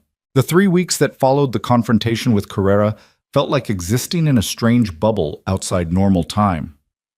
Dante showed up every morning with breakfast, real food, not the toast and yogurt Lena had been subsisting on. He'd learned her current cravings, arriving with fresh oranges and the specific brand of granola she couldn't get enough of. He never stayed longer than she seemed comfortable with, never pushed for more than she was willing to give. But he was always there, present in a way he'd never managed during their marriage. On a crisp October morning, 2 days before her due date, Lena woke to contractions that felt different from the Braxton Hicks she'd been experiencing for weeks. These were sharper, more insistent, radiating from her lower back around to her belly with rhythmic precision. She checked the time. 5:30 in the morning. The contractions were still 20 minutes apart, not time to panic yet, but her hand shook as she reached for her phone anyway. Dante answered on the first ring, his voice alert despite the early hour. "Lena? What's wrong?" "I think it's time. The contractions started about an hour ago. They're getting stronger." "I'm on my way. Don't move. Don't do anything. I'll be there in 15 minutes. "Dante, it takes 30 minutes to get from Manhattan to—" The line went dead. Lena smiled despite the discomfort, imagining him already throwing on clothes, probably terrifying his driver with demands for speed. She used the time to breathe through another contraction, timing it carefully. 18 minutes since the last one. True to his word, Dante arrived in 17 minutes, looking slightly wild-eyed and carrying the hospital bag he'd insisted on packing himself 2 weeks ago. Rachel appeared moments later, her professional calm a stark contrast to Dante's barely contained panic. "How far apart are the contractions?" Rachel asked, immediately taking charge. 15 to 18 minutes. They're not consistent yet." "Good. We have time. She turned to Dante. You need to breathe. Lena needs you calm, not spiraling. I'm calm, Dante said, his hand shaking as he set down the bag. Completely calm. You're really not, Lena said, but she reached for his hand anyway. But it's kind of endearing. He knelt beside the couch where she was breathing through another contraction, his other hand moving to her belly. Tell me what to do. How can I help? Just be here. That's enough. They stayed in the apartment for another 2 hours, timing contractions and watching them gradually get closer together. 12 minutes, 10 minutes, 8. Martha, the doula from downstairs, arrived and confirmed what Lena already knew. Active labor was beginning. Time to head to the hospital, Martha said gently. Your body's doing exactly what it should. The drive to Brooklyn Methodist was a blur of contractions and Dante's steadying presence. He'd held her hand through each wave of pain, his voice low and calm, as he coached her through breathing techniques he'd clearly memorized from the books. You've got this, he murmured during a particularly intense contraction in the car. You're the strongest person I know. You can do this. Easy for you to say, Lena gasped. You're not the one whose body is trying to turn inside out. I wish I could take this pain for you. I'd do it in a heartbeat. She believed him. That was the terrifying part. She absolutely believed he would if he could. The hospital staff moved with practiced efficiency, getting Lena checked in and settled into a birthing suite. The contractions were coming every 5 minutes now, each one stronger than the last.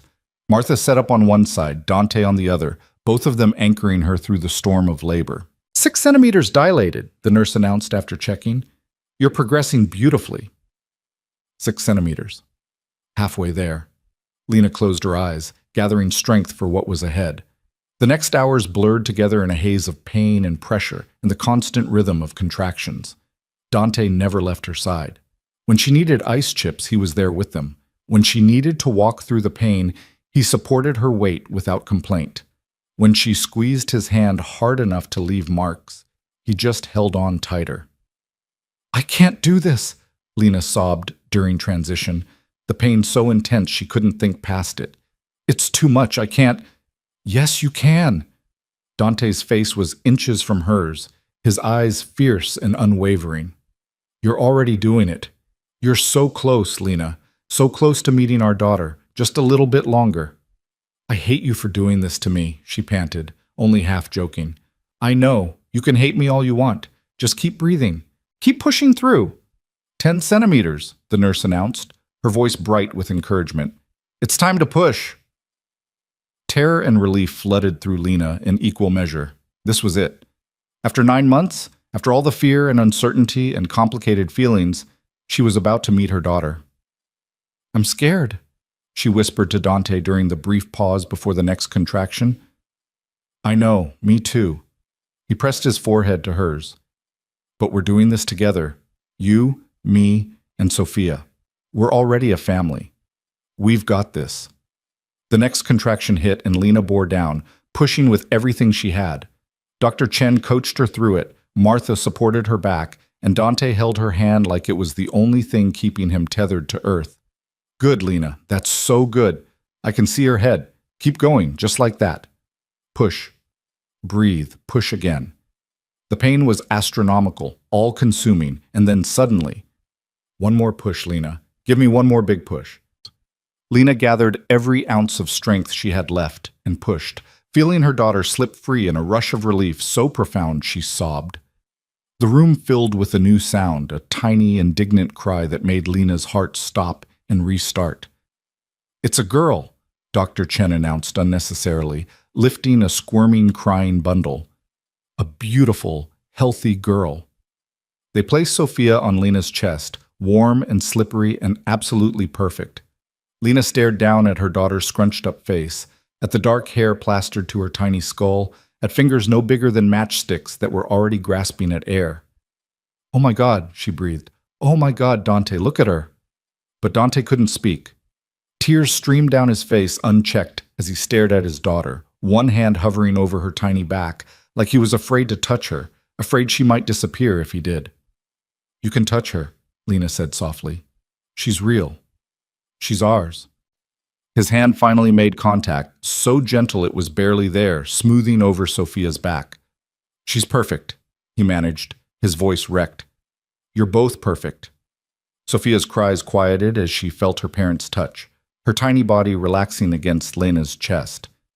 For a moment, the entire room seemed to hold its breath, witnessing something sacred, the first moments of a new family. The nurses moved around them, efficient and respectful, taking care of the medical necessities while giving them space to bond. When they finally took Sophia to be weighed and measured, Dante went with her, his eyes never leaving his daughter. 7 pounds, 4 ounces, the nurse announced, 20 inches long, all her fingers and toes accounted for. Perfect APGAR scores. "She's really okay?" Dante asked, his hand stroking Sophia's tiny head. "Everything's normal?" "Everything's absolutely perfect, Mr. Russo. You have a very healthy baby girl." They brought Sophia back wrapped in a hospital blanket, placing her in Lena's arms again. Martha helped with the first attempt at breastfeeding, Sophia latching on with surprising determination for someone only minutes old. "Natural-born fighter," Martha said with approval. "Just like her mama." Dante had pulled a chair right up beside the bed, unable to take his eyes off his daughter. "I can't believe she's real," he kept saying. "I can't believe we made her." "Well, I did most of the heavy lifting," Lena pointed out, but she was smiling. "You just showed up at the end. I'll make up for it, I promise. Every day for the rest of her life, I'll make up for missing the beginning."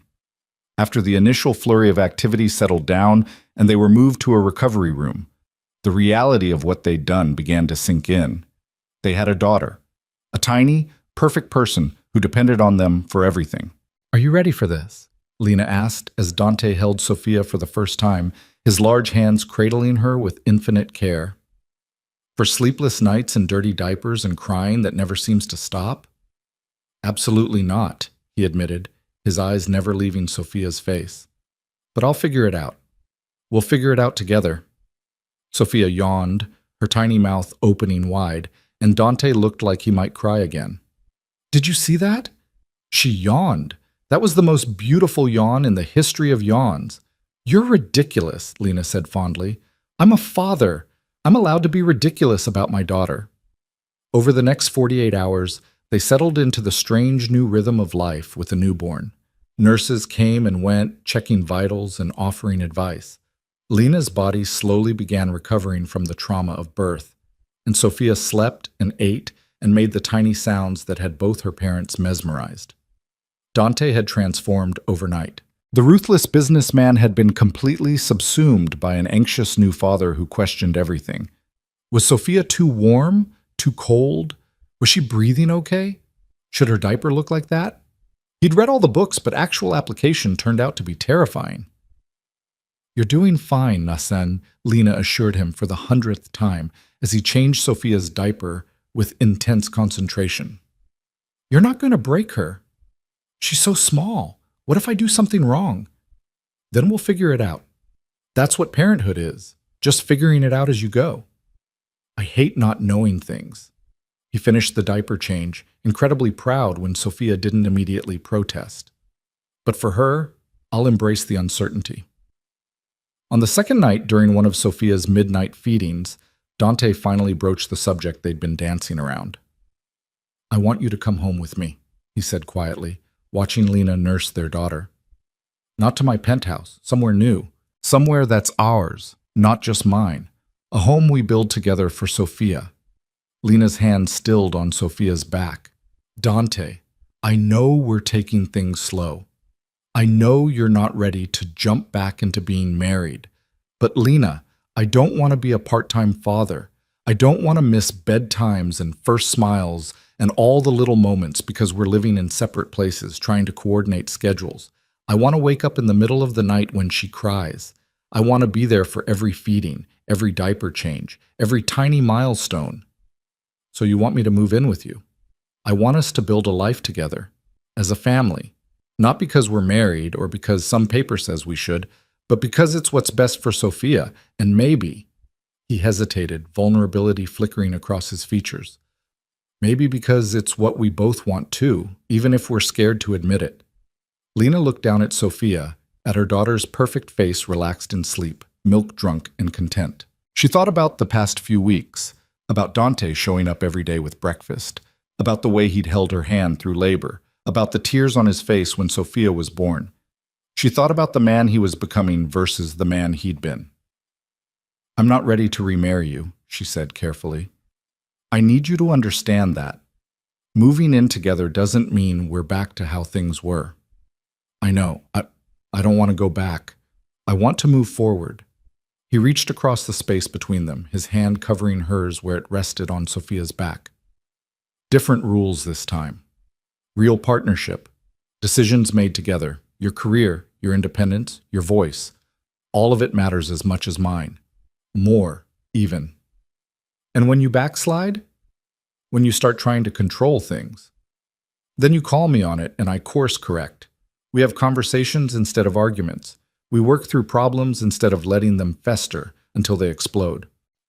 His eyes were earnest, desperate for her to believe him. "I've been seeing my therapist 3 times a week, working on the control issues, the tendency to compartmentalize, all of it. I'm not perfect and I'm never going to be, but I'm committed to being better. For you, for Sophia, for us." Lena was quiet for a long moment, weighing the risk against the potential reward. Moving in with Dante meant trusting him with her daily life again, with her vulnerability, with the moments when she wasn't strong. It meant believing he could actually change, that the past few weeks weren't just an act that would crumble under the pressure of real cohabitation. But it also meant Sophia would have both her parents present, meant building a family instead of a fractured custody arrangement, meant giving them all a real chance at something better than what came before. "Okay," she said finally, "we can try. But Dante, I need specific things. I need my own space within whatever home we build, an office where I can work without interruption. I need you to respect when I say I need time alone or time with friends. I need transparency about your business, about the risks, about the parts of your life you used to hide from me. And most importantly, I need you to actually listen when I talk instead of just waiting for your turn to speak." Done. All of it. He leaned forward, pressing a kiss to Sophia's downy head. "Whatever you need, whatever it takes. We'll make it work." "We'll make it work," Lena echoed, and chose to believe it. They brought Sophia home 3 days after her birth, and home turned out to be a completely new space, a townhouse in Cobble Hill that Dante had apparently purchased and furnished in the 2 weeks before Sophia's arrival. It had 4 bedrooms, a garden in the back, and enough space for all of them to coexist without feeling cramped. "When did you even have time to do this?" Lena asked, staring at the nursery he'd set up.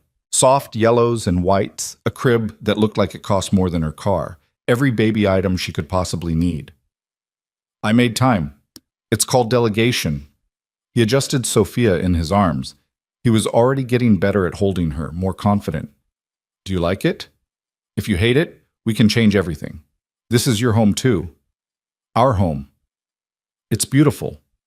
And it was. Warm and welcoming in a way his cold penthouse had never been. "You really thought of everything." "I tried, though I'm sure we're missing things. We'll figure it out together."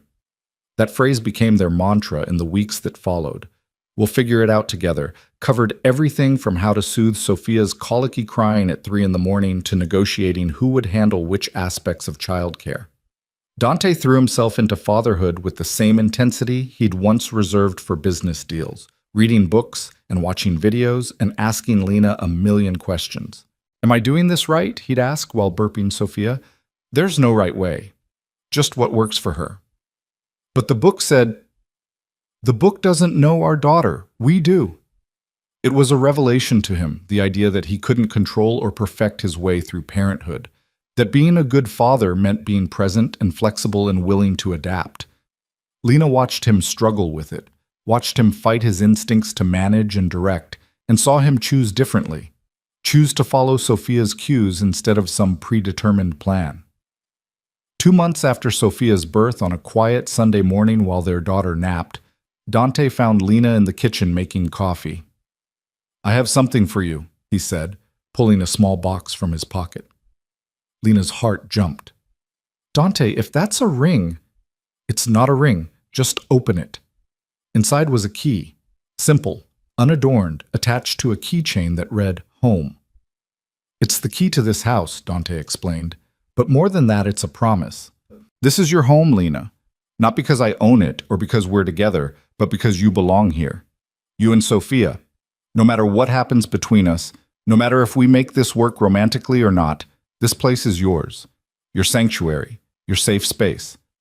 I had the deed put in both our names, equal ownership, equal say, in everything. Lena stared at the key, feeling tears prick her eyes. It was such a small gesture and such an enormous one at the same time. A tangible symbol of partnership, of trust, of him actually putting his money where his mouth was about shared control. Thank you, she whispered. This means more than you know. I'm just getting started. He moved closer, his hand coming up to cup her face.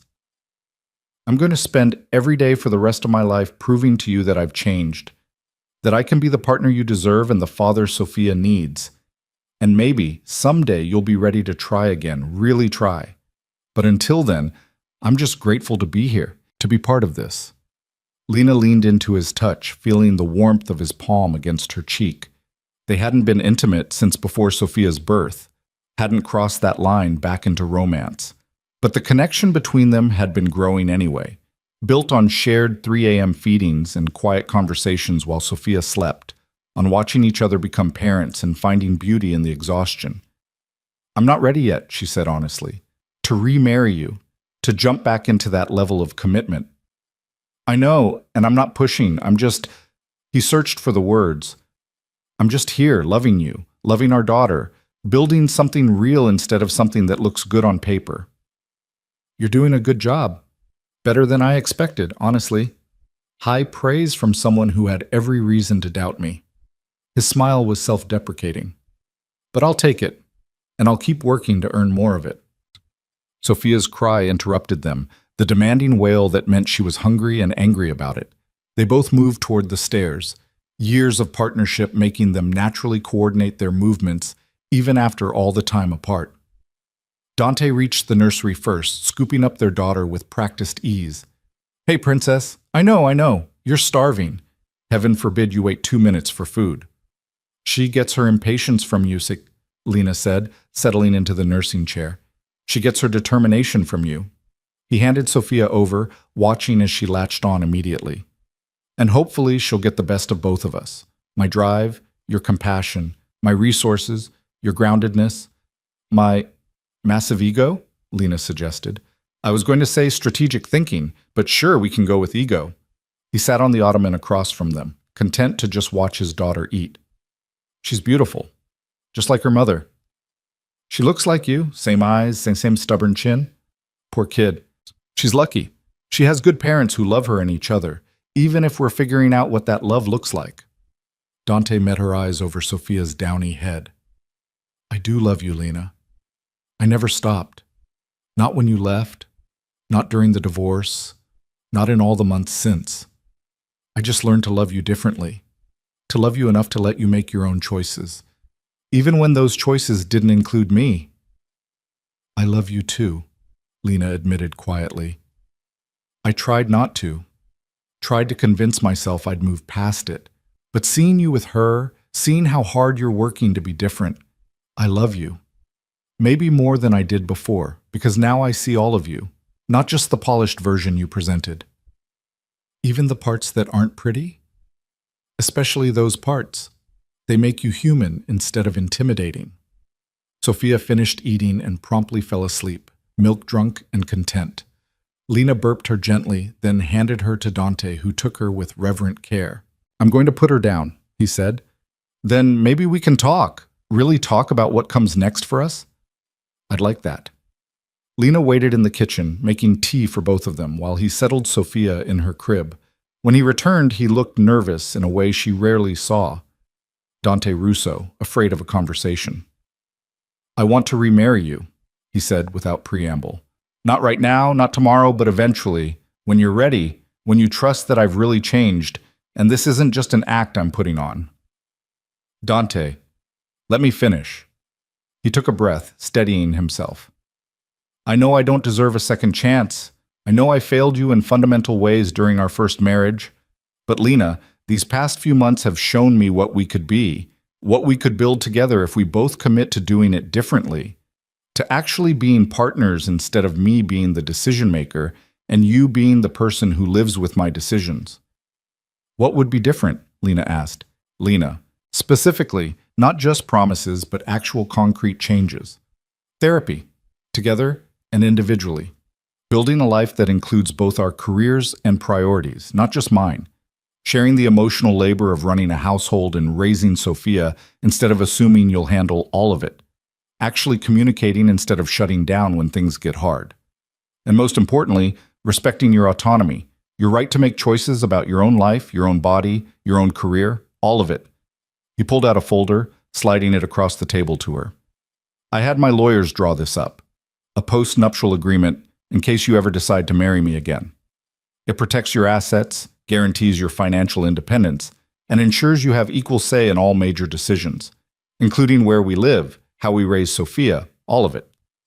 I'm not looking for a wife who'll just go along with what I want. I'm looking for a partner who'll challenge me, call me out when I'm being an ass, and build a life with me based on mutual respect. Lena opened the folder, scanning the legal language. It was exactly what he'd described. Protection for her, guarantees of partnership, none of the traditional prenuptial clauses about her getting nothing if the marriage dissolved. This is significant, she said quietly. It's necessary. If we're going to do this again, we do it right. With clear expectations and legal protections and actual equality baked into the foundation. Lena set down the papers, studying the man across from her. The father who got up every night without complaint when Sophia cried. The partner who asked her opinion on everything from dinner plans to business decisions. The man who was fighting his own nature to become someone better. Ask me again in a year, she said finally. Let's see if you can maintain this for a full year. If we can actually build a partnership that works. If you can prove this isn't just new parent excitement, but genuine change. And if we make it to Sophia's first birthday with this still working, still feeling like a real partnership, then we'll talk about remarriage. Relief flooded Dante's features. A year. I can do a year. I can do forever if that's what it takes. 1 year, Lena repeated firmly. Let's not get ahead of ourselves. But as Dante reached across the table to take her hand as they sat in the home they were building together with their daughter sleeping upstairs, Lena felt something she hadn't felt in a long time. Hope. The year that followed was hard work, the kind of work that required constant communication and compromise and choosing each other every single day. There were fights when Dante's control issues resurfaced and Lena had to remind him of their agreement. There were tears when exhaustion and hormones and the stress of new parenthood made everything feel impossible. There were moments when both of them wondered if they were fooling themselves, if this attempt at partnership was doomed to fail like their marriage had. But there were also moments of profound beauty.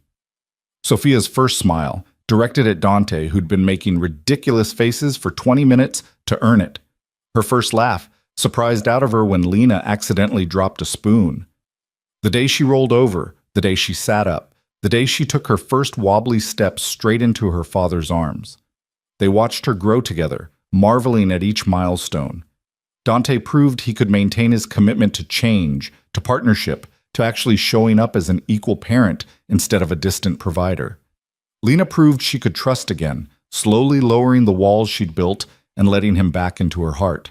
On Sophia's first birthday, surrounded by friends and family in the garden behind their townhouse, Dante pulled Lena aside. "It's been a year," he said simply. "It has." Lena watched their daughter destroy a smash cake with enthusiastic hands, frosting everywhere. "You did it! You kept your promises." "We did it. Together." He pulled out a small box, and this time Lena's heart jumped for a different reason. "I'm not asking you to answer now.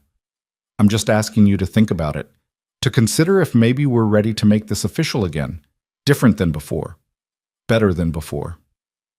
Inside the box was a ring, simple, elegant, nothing like the massive diamond he'd given her the first time. This one was understated, beautiful, a single sapphire, the color of Sophia's eyes. "I remember," Lena whispered. "I told you once I liked sapphires better than diamonds." "You did. 3 years ago, walking past a jewelry store window. You said diamonds were too flashy, that sapphires had depth." His thumb brushed across her knuckles. I remember everything about you, Lena. Every conversation, every preference, every moment. And I want to spend the rest of my life creating new memories, new moments. A new marriage built on who we are now instead of who we were.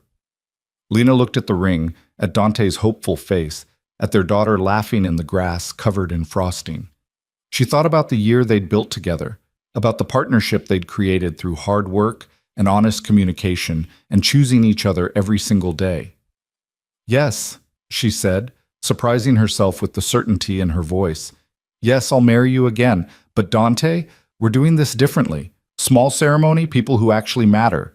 No massive society wedding, no performance, just us and the people we love, and a commitment we both actually understand this time. Whatever you want. He slid the ring onto her finger, then pulled her close, his forehead resting against hers. Thank you for giving me another chance, for believing I could change, for building this with me. Thank you for actually doing the work, for proving you meant it. They sealed it with a kiss, soft and full of promise, while their daughter squealed in delight at her birthday cake and their friends cheered in the background. 6 weeks later, they remarried in the same garden with only 20 people present.